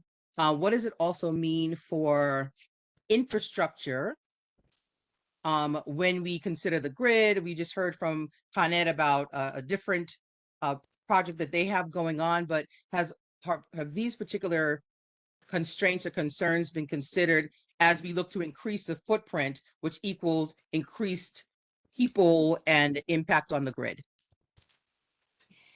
Thank you for those questions. I'm going to take them in reverse order, and Justin, if I miss anything, feel free to jump in. On the grid question, so the seeker process, or the like scoping hearing into the next like year of analysis, is the time to exactly answer those questions. So we're saying, you know, this is a first draft of what the buildings could look like over the course of 10 years, right? So not all at the same time. And so the questions that we're going to try to answer is, what are the electrical needs to be able to support that? What electricity, like what infrastructure does the project need to bring in to help support the actual development and construction of that building? To Ariana's question earlier on sunlight, also like, what are the parks that are around here? What are the residents here? Like what's the passage of the sun? And like, if you introduce these buildings, like how is that impacted? So I know it's not a satisfying answer. The answer is we don't know yet what the capability is, but the next year is required of us to look at that, what our impacts would be and how we mitigate those impacts, right? So like what extra infrastructure would need to be added in so that it doesn't negatively impact neighbors, and hopefully help support and add capacity for our neighbors in and around the project. So that's the first question. The second question. The first question, on the affordable housing. So I don't know if I've said this, we're helping advise the developer on this project too, because we have some experience here.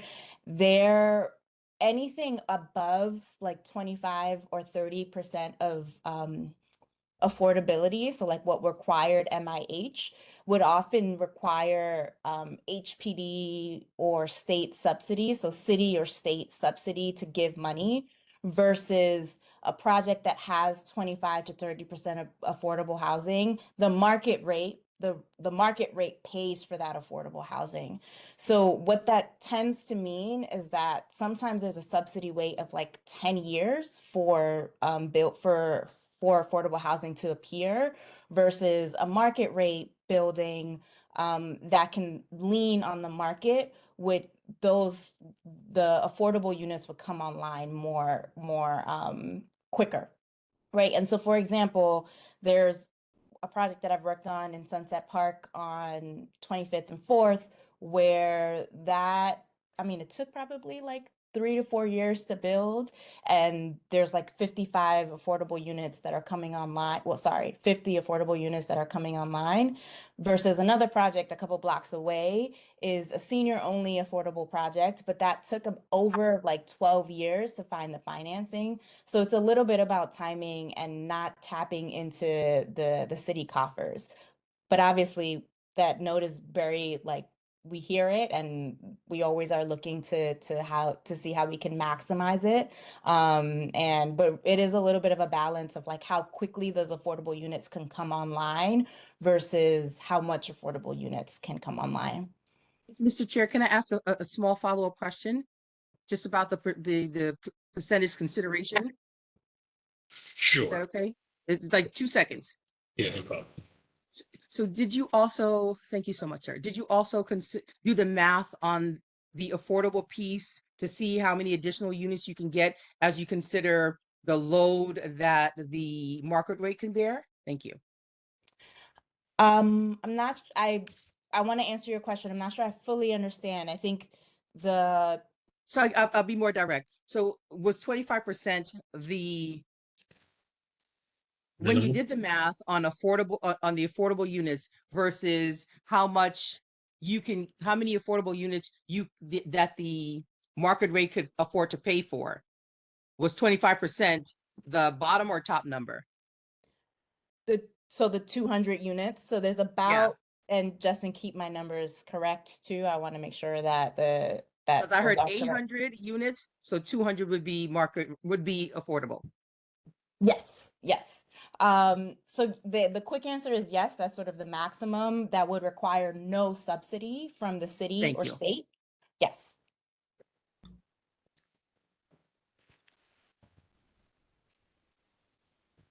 Can you hear me? Yes. Okay. Allison? Sorry. Good evening. I have a couple questions. One, are you contemplating at all using the universal affordability preference so that you could increase your AMIs at least to 60%? Because really, you would like to have things that are 100% affordable in this community, especially we have seniors who are in basically a affordable housing crisis, even more so than the average population in the area. So I'm wondering what tools you're actually using in your capital staff. I'm going to repeat back the question to make sure I understood that is whether we considered universal affordability preference. Was that the specific question, and try to maximize the number of affordable Yes, units? Okay. because that could at least get you to 60% AMI. So and this also, Justin, correct me if I'm wrong, because this would be a rezoning, we'd fall into the MIH category, the mandatory inclusionary housing. UAP it's something that you tap into if you're not, it doesn't really apply to a rezoning here. So it's more like yeah, go ahead, Justin. When you map MIH, so UAP is meant for areas that are not mapped at MIH, so you can voluntarily do it all over the city in any higher density zoning district. MIH is intended for when you actually seek that zoning district yourself, where it doesn't currently exist, and that mandates that on you. So, but the requirements are ultimately the same. It's just under MIH, you have a little more flexibility of different AMIs, either lower or higher.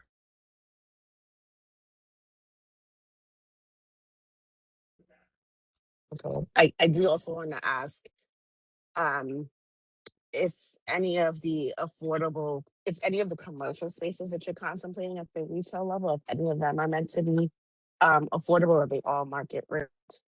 Are you possible options for condoing out some of those units?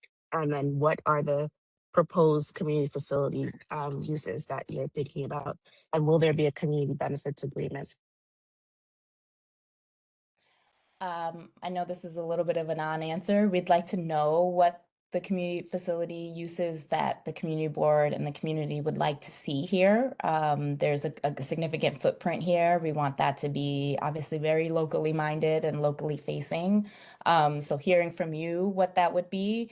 And then there's a couple of ways to sort of target rents there. So if you bifurcate, or if you make the spaces small enough for like a smaller mom and pop shop or neighborhood scale space, that helps control the price per square foot on the rental basis.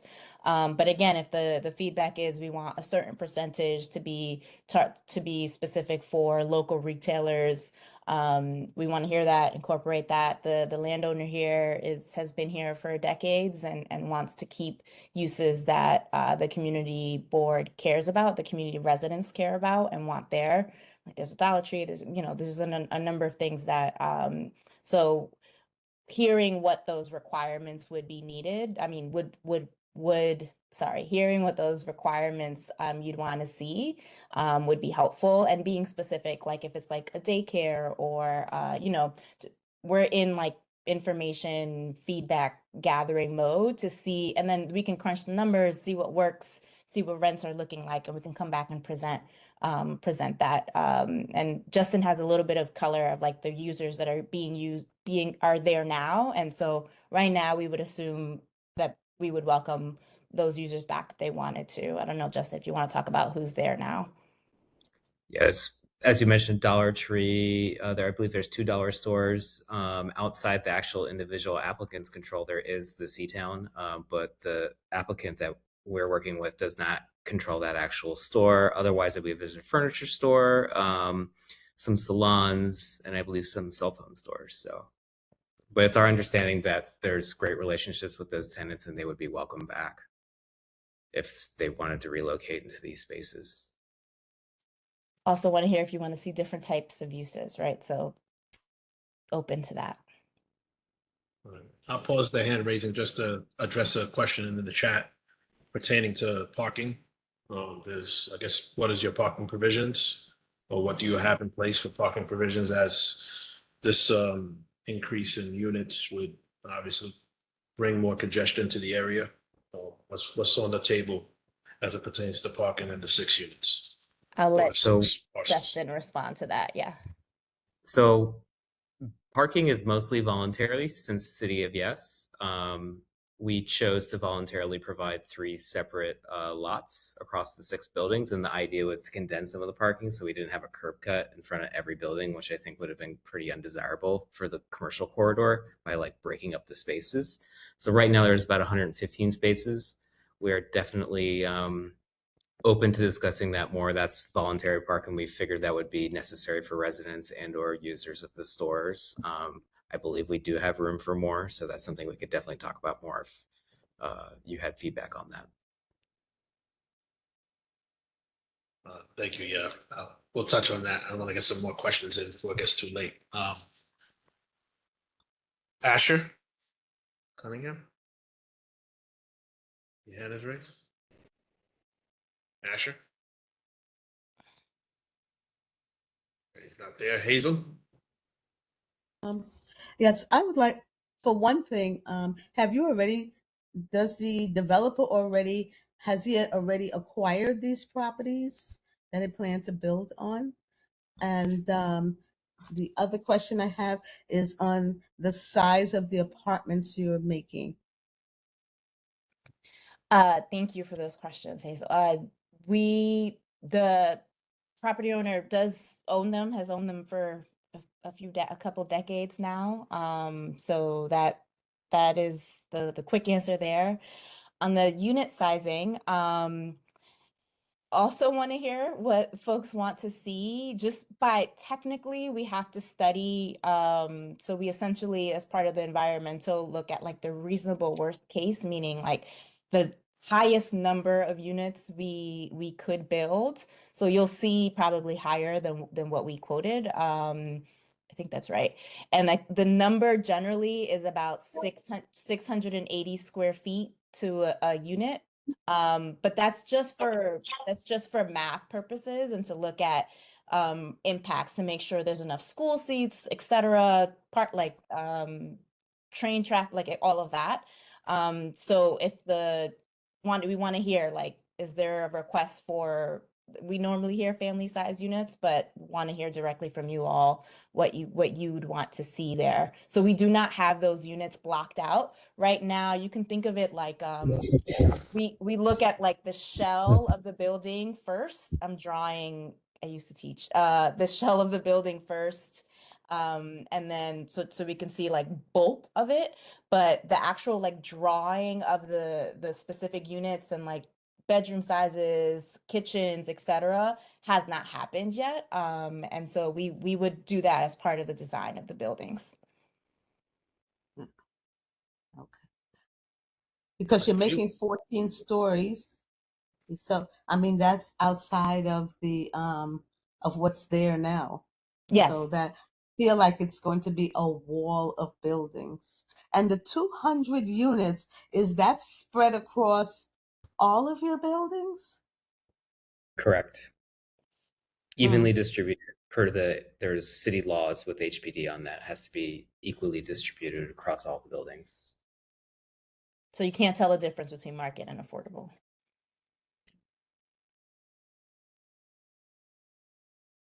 Okay. Yeah. All right. Asher. And then there's some questions in the chat that we have to address. Thank you. Are you hearing me now? I can hear you, Asher. Yes. Thank you. And I would like to say, so I live in that area about 2 blocks away from that project. We actually own a building there, and I actually think this is a great. I mean, that area is underutilized, underdeveloped. So I personally, I'm in favor of it, but I have a few questions. I'm not sure if you currently know the highest building that is the tallest building that is currently there, the height of it, or how many floors. That would probably be good to note because there are a few buildings that are high rises there. But first question is who would have access to the community space when that is decided? And I think you answered this question already that the businesses that are already there, like the Seatown, the Dollar Tree, all of those stores that are there would be welcomed back.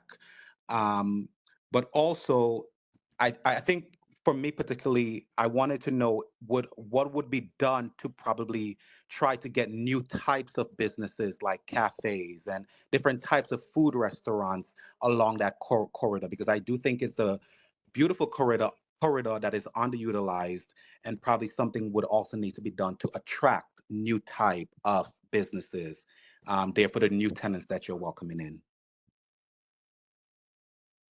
Thank you. Sorry, go ahead. Was someone else gonna say? No. Um, Thank you for those questions. And happy to hear it. I think this is the type of feedback that we were hoping for, right? So wanting to have a little bit of diversity in uses there, and so cafes or a bank or something that we can begin to imagine or envision what it looks like. Yes, the big answer is there's enough space now to have a variety of uses there. And we want to make it as diverse of an ecosystem to provide folks with what's already there in addition to like what's missing. And I'm taking notes in what you were suggesting. For the community facility space, that community facility space, Justin, I think is on the second floor technically. Yeah, so the ground floor is retail, and then the second floor throughout the buildings, and again, these buildings would come online one by one, would be community facility space. Right now, it's envisioned as like uh some most of the community facility space is rented to like local nonprofits or another type of use there. And but if you're asking specifically about like community rooms or something like that, uh let me know if that's what you mean. But for right now, it would be like rented community facility space that would be available to the groups that rent their space to envision and like demise in the way that they want. But let me know if there's something specific that you would be looking for. Yes, Elizabeth, that's exactly what I was envisioning, an open space, just like, the new community center that is built. I think this area needs something along that line that would be open to the broader public, especially since you're building more and bringing in more people.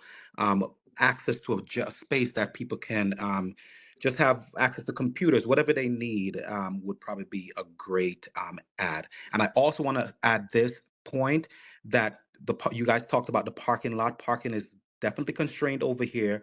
So hopefully, whatever the accommodations are, definitely need to be heavily considered because it is one of the issues that we do experience on this side and across Brooklyn. Got it. Thank you. Thank you, Asha. I'll pause the hand raising because there's a couple of questions in the chat that I feel like you guys could probably answer quickly. So I'll rapid fire them, or if somebody from your team could actually go to the chat to proffer or get ahead of me. There's a question about how affordability is defined. And I guess how will you be using vouchers inside of, I guess the process of actually getting access? Could you speak to the access of the affordability? Yep. And define a little bit for someone that may not be familiar with the terms that's being thrown around, like footballs, Yep. about what that means. Yeah. I will reverse answer. Folks that have like city FEPs, NYCHA, Section 8, like all of those would be accepted and welcomed. The city mandates this. The city, the city and federal government are very, very strict about affordable housing and how it's comes online. And so the city mandates an affordable housing lottery, and there would be a community board preference as well as a municipal preference, and accessible, like ADA preference, like mobility and visually impaired preference, and then it sort of opens up to anyone. And that process normally happens when whichever building that has affordable housing is a few months from opening up. That process is mostly, I mean, there's both digital and paper applications that you can apply for the units, and it's income based, right? So the way it works writ large, and let me know if I'm happy to dive into this. So the federal government determines AMI, so area median income, right? So they say a family of 3, a family of 4 that makes 75 grand is a certain percentage of AMI, right? And they say, so the federal government determines like your income bracket parameters. With that information, the city government creates a calculus. So they say if you make 80 grand, I can pull it up after too now, but like if you make 80 grand, these are the set rents based on your household size, right? So you can have a household size that has someone collecting Social Security, someone who's a teacher, someone who's a firefighter, living all in the same house with like 2 kids. So that's a family of 5. They will qualify for probably a 3-bedroom unit. And then you pay the rent. So income qualifications is the federal government, they determine it citywide, including Westchester, which is a little bit, folks are upset about that. But the federal government determines that. The city government determines the rent that you pay, and those rents are rent stabilized in perpetuity, right? So Justin kept saying permanently affordable. And so 50 years from now, they'll still be permanent, they'll still be affordable. And so then that rent goes up. Essentially what the Rent Guidelines Board determines is the right number. So that's big picture. Please let me know if something wasn't clear there and I used an acronym I shouldn't have, or I need to define. Yeah. So the next question before I go back to the raised hands, which is something I think could be answered quickly. There's a question as to how this will affect subway traffic. It's saying that the station doesn't have an escalator or elevator, but I think that I heard you say that you were asking for an easement to get an elevator provided for the actual station there. So I'm hoping that, could you just speak to that quickly and yes. and then So we'll go back to that. when you're in proximity to a subway station, when you're doing a rezoning, or actually even without doing a rezoning at this point, you have to go to the MTA and check if they need an easement. So we went to them and they said this would be a perfect space for an easement to the Rutland 3 station there. So we're providing in one of our buildings, and I have a little diagram I showed earlier. I can pull it back up if you want. That we have coordinated with the MTA. We're giving them space. They will construct an elevator. It'll go up to the level of the platform. I believe in this area, the 3 train has forgive me, I don't know I can't remember the term off the top of my head, but the fare collecting area with the turnstiles where you can access both the train in both directions. So it'll provide an access to that platform, which I believe is around 30 feet in height or so approximately. All right. And Mr. Davis, you're acknowledged, Calvin Davis.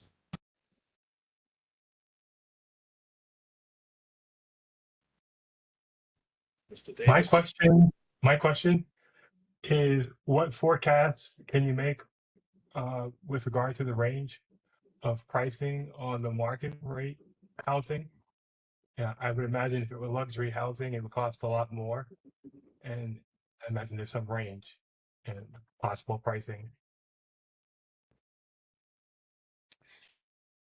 Apologies if you hear a crying baby in my response.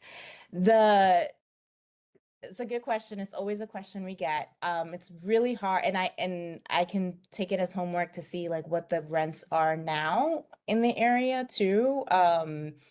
Because the answer is it's really hard for us to project, right? So the first building probably wouldn't come online for another 5 years or so, where the market would be rent wise. But what I can do and bring back to the board is take a look at what the market rates are, what the market rate rents are now, and do a little bit of work there on projecting for you. So I don't have that answer right now for that reason. All right. And then Steve and Rush. Hands raised. Steve. While we wait for Steve's, there are some additional questions about. Can you hear me? Yes, Steve. Sure. Oh, I'm sorry about that. Do you have other HPD buildings that you manage? Is this going to be a regulatory agreement under the city council Yes. with HPD? So thank you for those questions. The owner does not have residential within their portfolio. This is why I'm advising. And yes, the quick answer is yes. All of these will have a regulatory agreement with HPD, determine like locking in the rents, etc. So yeah, those are the two answers there.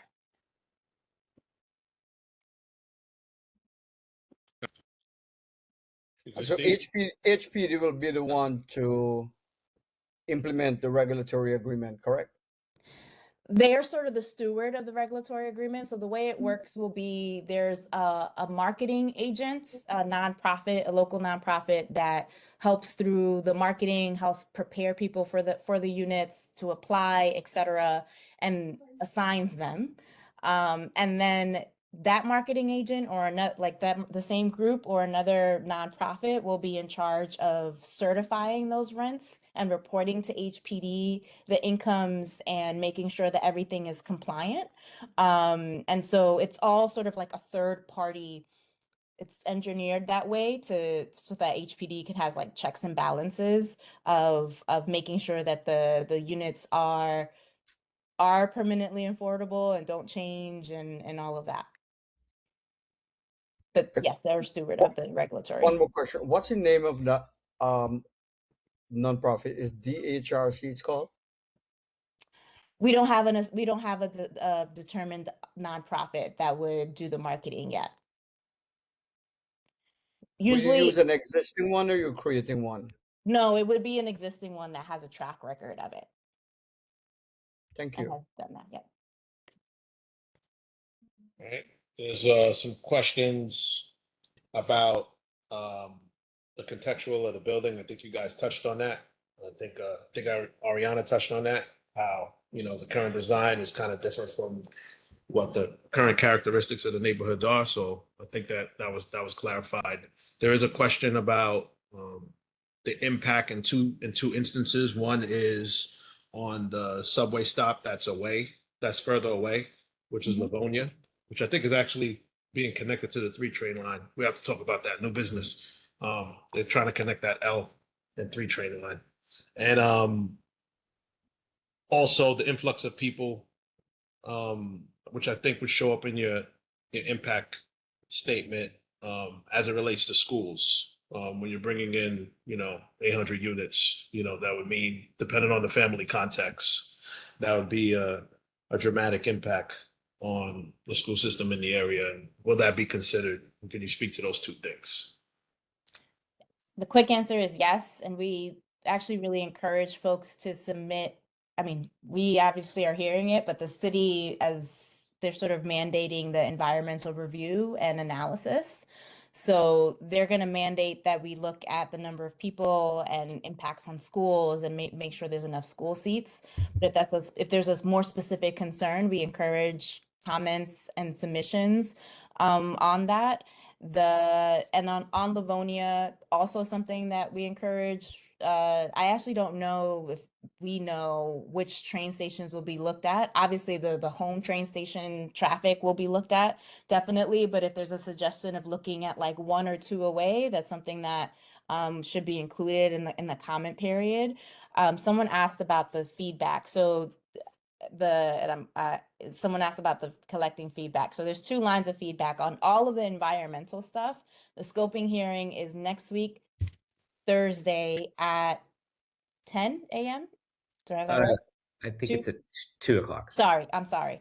2 p.m. and we can follow up with an email so we can share that information. And so there's public comment there for things that need to be studied, like school seats, shadows, train impact, all of those things, as well as a 10-day comment period. So if you can't make it or they also accept written submissions, written comments or concerns. There's a 10-day period and an email address where you can send anything that you think needs to be looked at impact wise, and so that we can look at, we can include it in the analysis and we can present it back. So that's on the environmental stuff.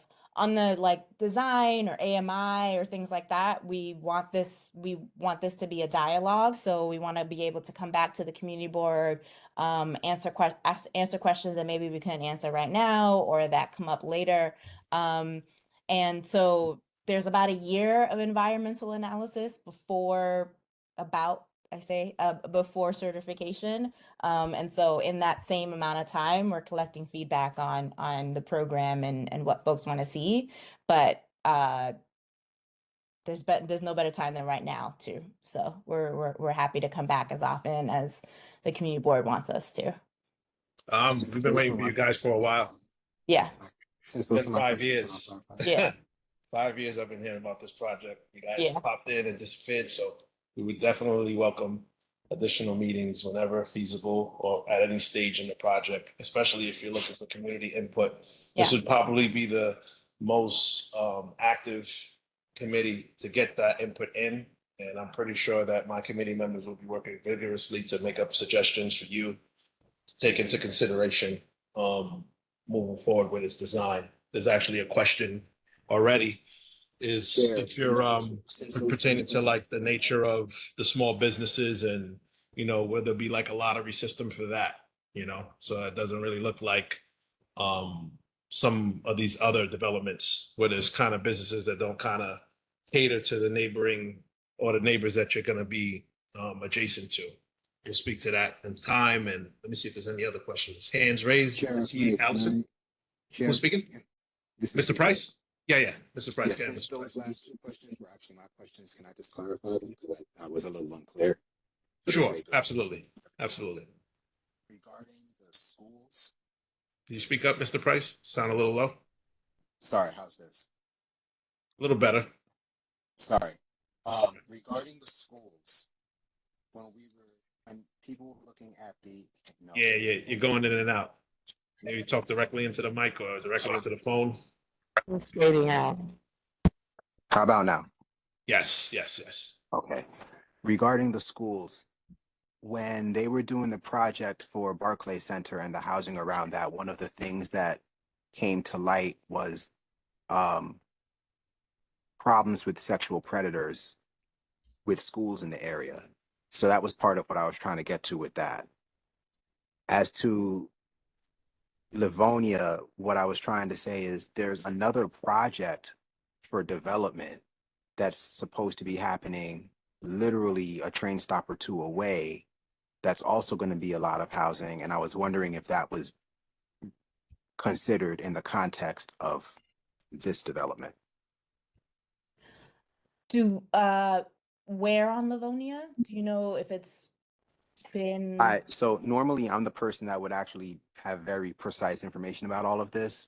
I'm going through my notes from 5 years ago or whatever it was, and I can't find it. I believe it was supposed to be a senior focus center and another large housing complex. I want to say it was something in the area of 250 units total. I could be wrong about that. It's been a long time since I thought about it. It honestly just occurred to me as you guys were talking tonight that this was something that I was looking into then. But there was supposed to be, I remember watching the City Planning Commission talk about this, and I can't remember the name of it. I can't find, I've been looking for the information while you've been talking. I can't find it right now. If I Are do, you I will let somebody know. are you talking But about there's going to Livonia be another Commons? project. Sorry? Livonia Commons? It was like a Maybe? yeah, it was a multi-phase HPD development. I think it was That's why I'm muted. yeah. Yeah, it looks like Justin's looking at it. How about, because I want to be mindful of everyone's time, and I don't know offhand. Thank you for flagging that. I want to take a look at it, see where it is in its process. In the environmental review, if you're looking at sort of like the impacts on infrastructure and seats, we do have to look at things that are coming to, or at least permitted to come to, so that you see a big picture, not just of like what's there right now, but what will come. But let us do a little bit of homework on where they are and when that's coming online too, and we can circle back on that. Thank you.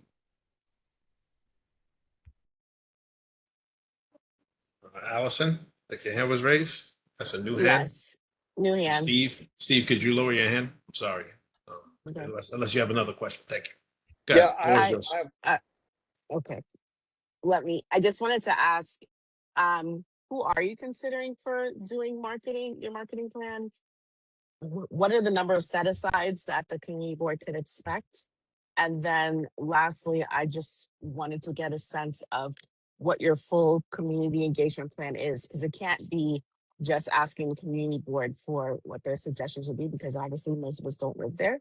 So are you planning to do pop-ups? Like, is there a budget line for you to do actual on-the-ground engagement with residents in the direct vicinity of the project? There is a budget line. We've reached out to the council member too and asked similar questions too on like which groups we need to talk to, which residents we need to talk to. We agree we need to talk to more than, I mean, obviously you all are representatives of the community board, but not everyone attends community board hearings. We're very aware of that. So we've reached out to the council member, have asked the same question. You all know best too, like if there's block associations or things like that. Happy to also meet one-on-one with folks if there's like specific like time that makes most sense. Obviously we'll look to the chair to coordinate, to like help us with that if that makes sense too. But so the short answer is yes, and we want to do that as much as possible. And then I'm sorry, the other question, I'm forgetting the other Oh, question. I was asking what exactly is the set aside amount that the community board would expect in terms. Yes. So that's mandated. It's changed, and I want to make sure I say it correctly. So I think the community board preference is 25% now. Is that right? I think it's 20 or 25. I can't remember. It was. There was a court case, and I think it got lowered down to 20, and then I think it over a period of time it goes down to 15 eventually. Yeah, it used to be 50, but it's often litigated. It gets locked in when I'm forgetting. Someone asked about the regulatory agreement, like it normally gets locked in then. So whatever is the law, we have to sort of follow the law. So right now, I believe it's 20 to 25%. We can confirm and follow up. Thank you. And the last question was, what organizations are you considering for the marketing season? Because we know that, obviously it's always a challenge, but we have to get people ready well in advance in order and in the system in order to be considered. And we always have a challenge with that. Certainly. We want folks to know years in advance. So if there's, paperwork and all of that, folks are ready for those applications. We don't have anyone in mind specifically. We've worked with a couple of different ones in Brooklyn. But if there's one that's local, that's also something that we can bring to the council member and see if there's anyone specific to. But we try to work with anyone who like knows there's like territories or turfs, knows the area the most, because there's only, I believe, a lot of legislation is changing and the lottery rules are changing as well, but it's about 2 months of just lottery opening. And so your marketing can really impact how many even though there's a 20% community or 25% community board preference, you can try to like make sure that there's a lot of applicants from the community board, and that can help with the numbers as well. So the short answer is we don't have anyone in mind specifically. We've worked with a couple of different ones, and we'll be asking for recommendations there and wanting to lock that in, not right now, but closer to like ULURP proper. Thank you. And your visual impact study, because we would definitely want to see what that's going to look like in as a result of this influx of market rate, especially. Yes, I believe that's required as part of it. I know it's required, Yeah, but yeah. we definitely want to see the results, though. Yes, Yeah. yes, understood. Okay, I think we're gonna end this with Steve. Steve Yeah, had one last question, and then we'll yes. close. The Ms. Bakri, question maybe? is, you will be going before the city council, and would you be asking the city council in this project for city tax abatement? So as part of the, well, it's not really a city council, as part of like MIH, well, as part of 480, for part of 485X, there is a tax abatement associated with the specific number of units affordable. That's sort of how you make it pencil for the affordable units. And how many years would that be for? How many years of tax abatement? I should know that. I see there's a couple questions on how many years. I think it was 30. But that's something I want to double check. It might be less than that. The units will be permanently affordable, but there is a time period for the tax abatement, yes. Good, Steve? Can't hear you, Steve. You're muted. Sorry. So those units are going to be rent stabilized Yes, and regulated by the Rent HPD. Guideline Board. yep, and permanently affordable. So even when the tax abatement goes away, they will still be affordable. Thank you. That's it. All right, Ms. Bakri, last question. Last question, and it hopefully will be a quick one. Does this project qualify for ELERP? It does not. Thank you. All right. Let me just check the chat. Try to address anything, miss anything. I think that we got it mostly covered. All right. You guys have anything you want to say in closing before I Yes, say? the community pays the taxes.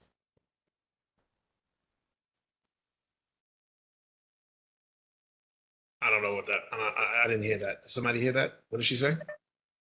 The community pays the taxes. Somebody has to. When they do the abatement, the community pays the taxes. Okay. If I may, the tenants who will be renting this building will continue to pay taxes anyway. But the building itself, the developer will get the tax abatement. Yes. Okay. Building, it can't be taxed.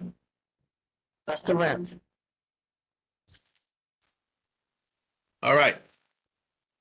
Thank you, guys. I do request that you share the slide deck that you have presented this evening so I can share it with the committee members. They review it over the summer. Any proposals or plans that you currently have, we have the originals. It doesn't look like much change, but anything that you are comfortably sharing with us, we would appreciate it if you would. We'd also like to schedule some additional meetings. We'll be in contact. And of course, this is going to generate quite a number amount of questions, which I'll try to get over to your point person, which I'm not sure if we established that via the office of who can I send these questions to when they get established. But glad to see you after a couple of years. I've been asked about you guys for every year since that first year. So I'm happy that you guys are back on board and engaging us in communications. This is the beginning of hopefully a very fruitful relationship between you and the community residents. And, you know, I thank you for coming out and sharing your plans with us, and just keep us apprised as much as you can. And, you know, as these impact studies come in, if you're comfortable sharing it, or if you feel free sharing it with us, the more information that's out there, the less questions get asked when we meet again in the future. All right. So thank you guys. You're free to go. We do have some business we're trying to conduct, as it is our last day or our last meeting for our fiscal calendar. So just take care, and we'll be in touch. Have a good night. We appreciate the time. Thank you. Night. Good night.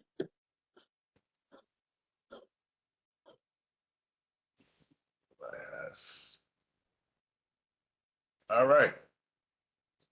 It's a full room. I'm going to start with the business first. The meeting minutes.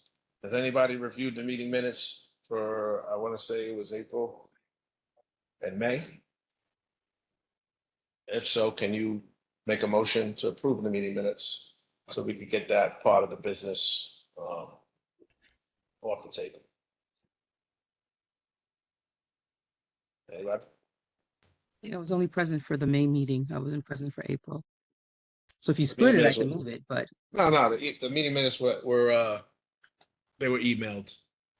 It's not looking like we have I'm actually looking at the list. I don't even think that we have a quorum as far as community members, as far as committee members, according to the people that's here. So I guess I'll have to move on to that. That'll have to be a September thing. Hey, Mr. Seems like Afreh, there's more. Yeah. we did have quorum. I don't know if people are still on. Yeah, I'm looking at the. I was just want to say I'm not appointed to this committee yet, as far as I know. So Yeah. I think I should be probably getting off the meeting. We may have had it at one point, but I'm not sure if we have it now. The names. I'm not even sure of the newer signees. So if I could, I don't know if I can. So I won't. I applied to be on this, but this is one of the committees. Yeah. But I don't know where I stand. Yeah, I don't know. I don't know where I stand either, because everybody could be signed up, but I'm not sure. Are you sure, Miss Sinclair? Do we have enough now? Can you tell? Because I haven't seen the list from anybody that joined in May. No, to my knowledge, I'm not sure that they're able to vote yet. So let's just we'll table that for the summer. Give us something to do in September. So we're moving on to unfinished business. Unfinished business. Mr. Tate. Yes, just a question regarding the minutes, because I saw something in the minutes I wasn't there for the May meeting, but it was mentioned about that place, it's 4001 Avenue H, regarding it used to be like mechanic shops and so forth, right at Albany and Avenue H. They did not have the address, but someone mentioned that the 63rd precinct was looking into it, but that's technically is the 67th precinct. You know, so I don't know if someone is waiting for the 63rd precinct to look at something over there, which is not really their jurisdiction. So That confusion was in the minutes, you're saying? yes, I Okay. was not a person for last month's meeting, but I don't know if it was a typo or this person mentioned 63rd precinct, but I just want to ensure that they're looking at the right precinct if they have any questions. Hi, Mr. Tate. The person mentioned 63rd. Yes, but this is in the 67th precinct jurisdiction. Yeah, the other side is the 63rd. Yeah, we'll just amend it. We'll have to amend the minutes eventually and just put in parentheses that this is really, you know, we can't change the language of what they said, but I guess you could correct it by putting in parentheses that the correct jurisdiction is 67. or you can make the note in this month's meeting to acknowledge the correction. Right. Yes, I don't think they had an address, but it's 4001 Avenue H. Just The contact, that gives us something to search now. Thank you, Mr. Tate. I'll look into that. Miss James? Hi, thank you. Um, I haven't been much in the rest of our district for a while, so I can't talk about the level of development that's going on there. But we certainly see that now development is moving to the northeastern part of our district based on what was said tonight. A lot of the development that took place in our community board was not lawful. And by that I mean that there were underlying covenants, restricted covenants on the deeds that precluded developing to more than 2-3 stories. And the city made it very difficult for us to access this information because the deeds are in a Queens County instead of being in Brooklyn. So, for example, if you saw anywhere where attached homes were being demolished, very likely that was unlawful, the construction. So what I'm proposing is that over the summer, anybody who's interested, you can give me a call. Perhaps you can set aside a day, and as many of us can go to Queens and look through and map out our district. So, for example, if you see a developer about to demolish a building on your block, a neighboring block, or someplace else, and then we can verify as to whether or not it's lawful. So, just to recap, over 100 years ago, to prevent Black folks from moving into the neighborhood, developers had deed restrictions placed on the deeds, saying that you couldn't rent to a Black person, you couldn't sell to a Black person, nor could you build more than 2 or 3 stories. However, the courts will not uphold the racial restriction, but the courts will uphold the deed restriction that says you can't go any further than some certain number of whatever height it is. We don't have this information. If you want to join me, spend a day, go to Queens and dig it up so we can know exactly where it is lawfully permitted to build or develop in our community. My number is 718-346-3600, 718-346-3600. Thank you. In Queens, you're referring to the county clerk. Correct, yes. All So right, it would have been very easy to go down to Brooklyn. For example, if somebody was going to develop on the block that you live, they bought 2, 3, 4 homes and they were about to demolish them. We could have very easily gone to Brooklyn, right? Research the deeds and see the deed restriction, and then let them know that they can't build, they can't demolish to rebuild. But that's not easily available. We have to go to Queens to get that information. understood. We have an example of that coming up in new business, so we'll speak to that. I see Could you repeat hands. the number again? What? Repeat the number again. I'm sorry. 718-346-3600. 718, I'll put in the chat, 346-3600. All right. All Thank right, you. I see Mr. Davis. Is your hand up? That's new? Or is that from before? Calvin Davis? Okay, cool. Miss Bennett? I'll take it off. Sorry. It's okay. It's okay. Miss Bennett? Your hand's raised from before? No. I have the information about the deed restrictions. Thank you. No, I have a building going up near me, and it doesn't really say anything much. It's on Kings Highway, East 59th Street. It's a brand new construction. It used to be front yard. Now it's a building. It looks to be about 4 to 5 stories, and it's out of context. It's going up, you're saying? Or is it Yes. being okay? Like they have the illustration on the actual front showing what's being built there? Yeah, I didn't get a chance because we have a lot of scaffolding up. It's hard to go over there, but I'm gonna try tomorrow if I can. But yes, If you can, just send that to me and I'll do like we usually do. I'll try to see what I can find. and have now that we're ready. gonna check that deed restriction. We gotta go to Queens to do that. I But will. yeah. All right. And I'll drive. Anybody needs a ride. I can't do it all by myself. if you can get 4 or 5 people to go and just map out the district, because it's very easy. If you see a row of houses, it was done by other developer. One person did that row, that whatever it is, and we can just, when you find one deed, the whole thing applies to the entire block. Okay. So I can look at my deed too. Okay, so thank you.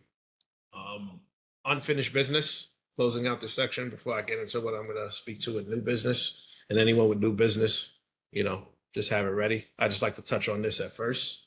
Are we completed with unfinished business? All right, seeing none. Moving on to new business. The office did get an application, a UAP application for a property on 885-887 New York Avenue. For people who don't relatively know numbers, it's the intersection of Martens in New York, right? It's that buildings or those buildings that's actually on the top of the T side of the street. They're looking to, I believe, if I read the narrative correctly, which we'll have shared, I think tomorrow. We'll have shared tomorrow. They're looking to they're looking to demo the 2 buildings that are there and put a 9-story mixed-use development building right where those 2 buildings live now. It's 33,000 square feet, 27,000 square feet of residential floor area, looking like 16 studio apartments, 13 1-bedrooms, 12 2-bedrooms, 4 3-bedrooms, with a development timeline of,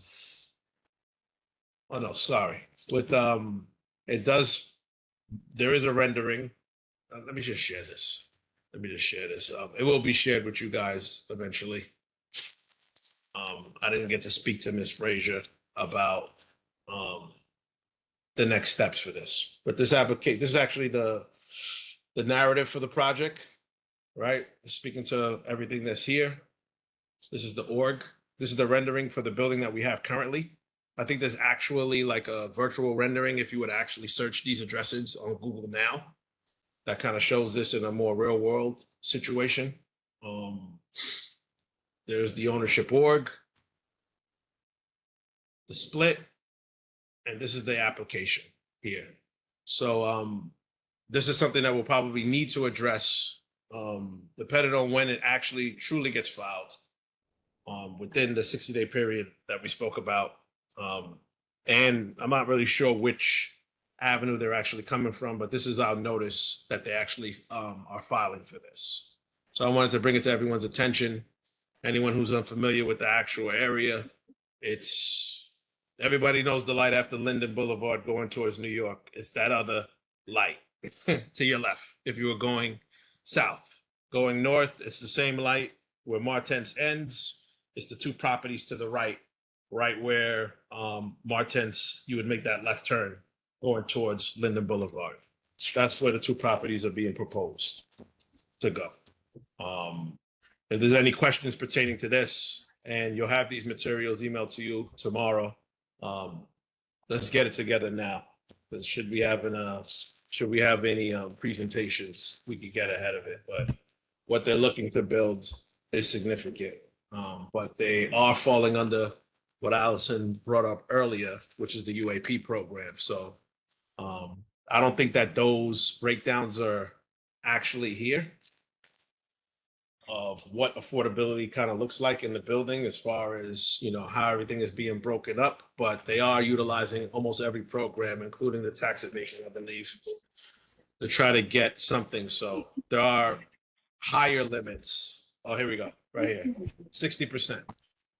60% is being proposed. All right. I wanted to give it to you tonight to make sure that you have it. It'll be distributed to you tomorrow. But for a new business item, I wanted to make sure you know that that's on the agenda. And some form of that will be coming on our table within the next few months. And I didn't want it to be news, total news. Keep an eye on it. It's probably green boarded up already. But these are another 2 properties that's going to be coming down for one mixed-use property in the future. So hearing any other new business? Questions? Kwame, what was you use the acronym U is something? What does that stand for? universal affordability preference. It's Oh, like a program. It's a program that developers can tap into to get some incentives to Tax build abatement. properties like this, but they didn't have to fall under specific guidelines and give, a certain amount of affordability in order for the project to move forward, right? So these are like thresholds that need to be considered, but they're a lot more preferable than what we just witnessed on the other one, where they're doing a rezoning. This would apply to anybody that's kind of building on units that are actually there already, right? They're combining two lots. They're trying to. Did she put it up? Put it up. She's good like that. She's good like that. Yeah. there's a link there. Yeah. So it makes them like trigger specific things and allows them to build higher and bigger under certain provisions, right? It gives them that bandwidth to be able to tap into larger builds, but under certain guidelines, which I think she just shared. Yeah, I'll read it. Yeah, she just shared. All right. Uh-oh. Couldn't hear you. You went out. Out. Miss Bennett? Who was that? I'm sorry, I didn't have the. Hello? Yeah, you're breaking up now. I'm breaking up? Yeah, you went out. You said your screen went. Yeah, sorry. Sorry. All right, was that clear? Everybody heard what I said? Yeah, I heard you. Okay. All right. Ms. James, new business? Is that new business, Yes, Ann? very quickly. So, for example, this would be a classic example of what I'm talking about. When I went online to look at what 885 and 887 look like, if I recall correctly, they appear to have been built by the same developer. And there's a significant possibility that on that deed, it would restrict any further development. And just so that the people who joined just recently know, many years ago, we tried to rezone our district. We were not permitted to do so. It didn't succeed, but many other community boards were able to do that.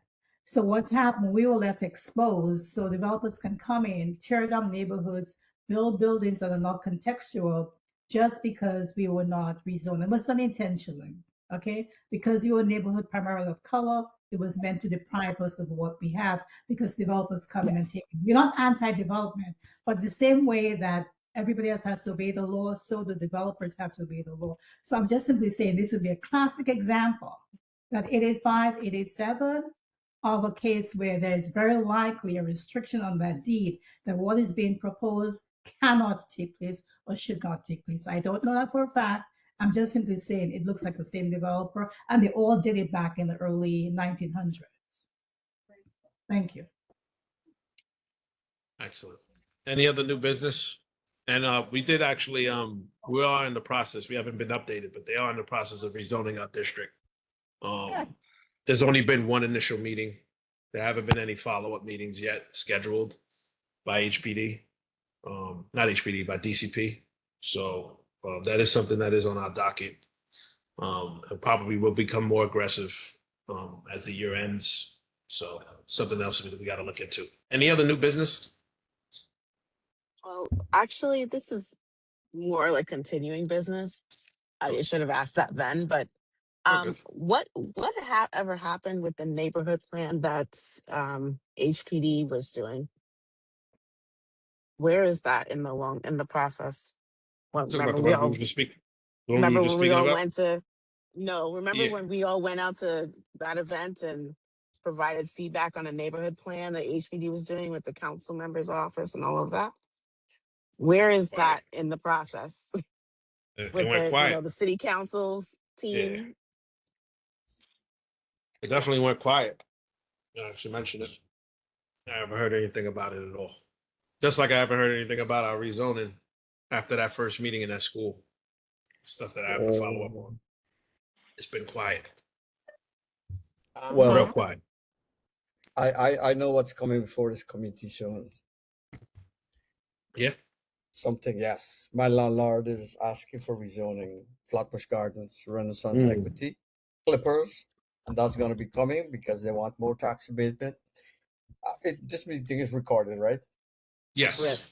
No, so let me keep it clean. I live in Flatbush Gardens, and the current landlord who this Flipper org Equities. chart, yep, Flipper Equities, then none of those regulatory agreements are followed. Like repairs, maintenance, they're talking about ramp for disability. My mother didn't have a ramp for disability. She's wheelchair bound. She's 89 years old. And I had to tell them that they were in violation of the American Disability Act before they put it at our building. It's not done for the 59 buildings that are here. So Oh my for God. me, what I would like to see, especially for this tax abatement that they're getting into the regulatory agreement, is what will be their structure for repair and maintenance, and what would be what for all these buildings, what would be their operational plan for addressing repair, maintenance, and so on with the community, because you're gonna have affordable people moving into this building. But like I said, I have my own 7 years experience of not good ones. I mean, there should be some compliance put in place for them to be even eligible to be able to get a tax abatement, such like you're saying, you know. Right, I'm but familiar with the. yeah, I'm familiar HPD with is the supposed neighborhood to and be the properties. regulatory Yeah, body, but yeah, the worst landlords in New York City, I know. They instead were rewarded with a massive project by the Sears and Censor. That's what they got instead of holding them accountable for what is really naturally occurring affordable senior housing in that area. They don't manage that well, and yet they were rewarded with that tax abatement and then given the go ahead for that massive project. That who knows how that will turn out for people. We need to get rid of the apartment buildings. Sure. Yeah, and Flatbush Gardens, you guys just won a windfall case, right? You guys for your back rent. yeah. Something that- Well, a group of us get together. We form a new tenant association called United Tenants of Flatbush Gardens, and this is because people were being evicted for things that over that rent. Their ledgers were incorrect. They were being sued for the wrong amounts. They were being overcharged rent. In my case, I'm overcharged 131.41%, and I have a lawyer who is handling that. But there were a lot of people, and all minority people are being forced out of here, so the landlord could take the CD PEPs, that voucher, to bring in homeless people into the building, and that voucher pays a lot more than market rate to I house just those got, people. yeah, I just got a new So, one. I just saw it. it's you're sending our people who live here into the community, bringing new people that might look like us, but you follow the money, and then we're being displaced. And so there are two ways you look at this. One, it's the same community that who've been here for years being replaced, even though it appears to be people that look like us. It is a different. The motive or the goal here is profit, and so it doesn't matter what the same paper and how you define affordability. It comes down to, because what is affordable and who is affordable for is the question. Because how many people in our neighborhood earning on average $75,000 and above in salary? What's the median income in this neighborhood? 68. And if that's for family of four, you're below poverty line.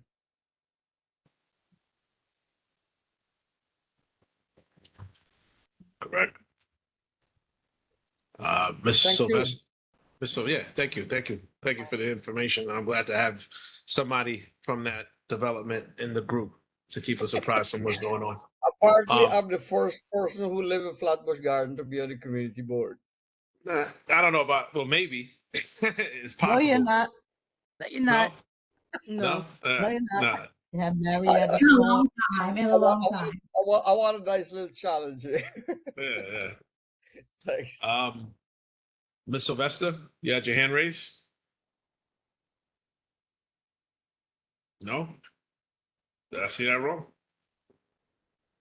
Okay. All right. She cannot unmute. Power to unmute me. Apologies. I didn't get the code. So closing off on new business. We'll speak about what's happening in the summer. You know, summer everyone goes on vacation. Of course, we're going to be safe, but we need to pay attention to everything that's happening around us. It tells a story, right? Developments like the one we just spoke about. Obviously, we know that everything that was implemented in the city of Yes is actionable now. And we're going to start seeing aggressive action. If you see any lots, we didn't speak on what happened to the Rite Aid. We know it turned into a grocery store, right, on Albany and Church. Some of the other Rite Aids have all been transforming into different versions of either their food universes or some variant of it, which I think is a positive, right? Got to speak on some things that are good because these were, usually food deserts, kind of like where they were before. But we definitely need to pay attention to what's happening around as much as we can. And we have to prepare ourselves in the coming months for aggressive development. The stage is set for it. So come September, it shouldn't be a surprise to anyone to see the amount of applications we may be seeing on both fronts. And I definitely want to just put that in everyone's mind. And I'll continue to distribute the information as it's given. Hopefully in between the summer breezes, you take a look and familiarize yourself and see what's happening, because they usually choose the summer months when they know when we're inactive, for them to be very active, right? And to try to slip things through. It's the 60 days that they're strategically choosing just because they know that engagement will probably be limited, right? I just want to put that out there. Make sure that everybody's aware of that. Closing new business. Ms. Martinez, is that a new hand? Yes, I just Okay. want to ask if you have been keeping and paying attention to the medical center on Nostrand and Farragut, right? Because that building is in progress. Yeah, I drive by it every time I go to the Chisholm Center. I Yeah. see it. I see it. And they didn't need us because I think that they actually provided the necessary parking, which is the variance that they came to. I didn't see the plans to see how they achieved that, but I remember the last version of that plan was stacked parking spaces. So I would assume that they probably increased that capacity to not need to come to us for that variance. I don't know if you recall that. Do you recall that? You recall the initial one was Yeah. certain amount of spaces. Then they went with the 2-stack, Yeah. and they were still under, trying to get like 9 more. And I think that they may have gone to a 3-stack. Who knows?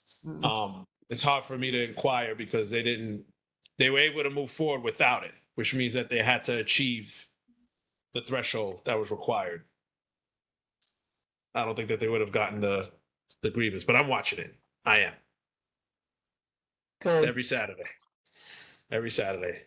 I look at it. I'm sorry, Miss Bennett. I'm sorry. Hey, Okay. Kwame, Yeah. what I didn't mention in my comment is that we formed this new tenant association and the landlord has agreed to put a moratorium on all eviction cases. And what we are fighting for is not to take people to court, to have lawyers represent them and have everything settled out of court. So this is an ongoing conversation we are having with the landlord, our lawyers, Legal Aid Society, and the landlord to prevent eviction cases here and to meet the requirements in that regulatory agreement, which they have not been following. Yeah, so you have a combat, or you're on a war of many fronts. You're I in know. housing court. You're in DOB, potentially through violations, HPD, HPD, everything. HQS, right? Housing quality. Every Yeah, you got, acronym you could put together in the yeah, all of alphabet. them. Yeah, you kind of dealing with all of them. Mr. Tate. Yeah, just a question about the notion of being on fire. is that one building or is it two separate buildings with two separate developers? I think it's one building. It was supposed to be a medical facility. think it- Yes, but I think because the way I was reading it the other day, it looks like it's two separate buildings. Oh, you based off of what's being built there now, you're saying? Yes. Oh, yeah, I think it is two separate buildings. Okay. So one is Yeah. a medical facility and the other one is just is it you know what the other one is? No, I would have to get clarity on it. I did look at the Okay. renderings in the front Yeah. to see what was going on because I saw when they Yeah. started building, and then Yeah.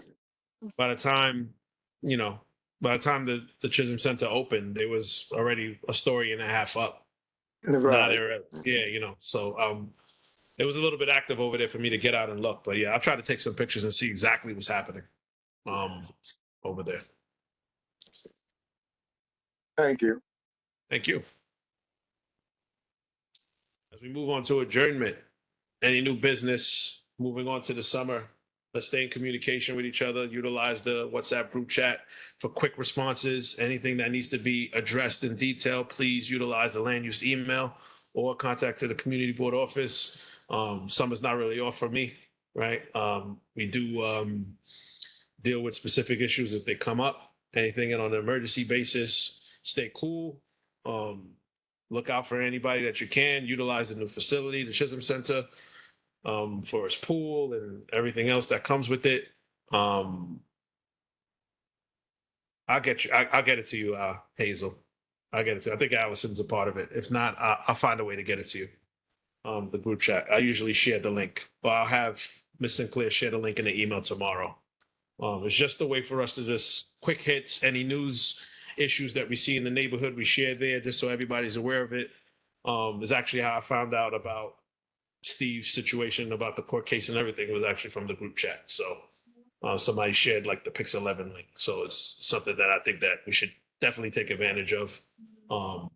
And I appreciate everybody. We had a quiet year this year. Wasn't a lot of activity, but I don't think that that's going to be the case moving forward. We already know what's on the agenda with this development, and I would anticipate other developments of its kind coming along our transit corridors. And we also need to address the redevelopment and the rezoning to protect some of the R4 districts that we had the commitment from DCP that kind of disappeared. That's what they do. But I'm going to be on them, and I'll let you know how that plays out. Does anybody want to formally call for adjournment? Joan Alexander Bacardine moves to adjourn the meeting at 10:07 p.m. We have a second. ICK Price, second, as a staunch supporter of the Knicks who was hoping that we get this chip this year. Okay, Sweep. I like the I addition. co-sign Let's that sweep. and I double down. How you All doing? right. Let's sweep it. Motion has been moved and properly seconded. Orange and blue skies, I believe, is the term that everybody's familiar with. Nice. Game one went where it went. Have a safe summer. Stay cool. Stay in communications. Let me know what's going on. I don't have eyes everywhere. We're all eyes together, and we'll try to address the issues as we see them. Be safe, and stay safe. And we'll talk. Have a nice Same summer. to you. Have a good night, everyone. Have a nice Good summer. night. Good night. Good night.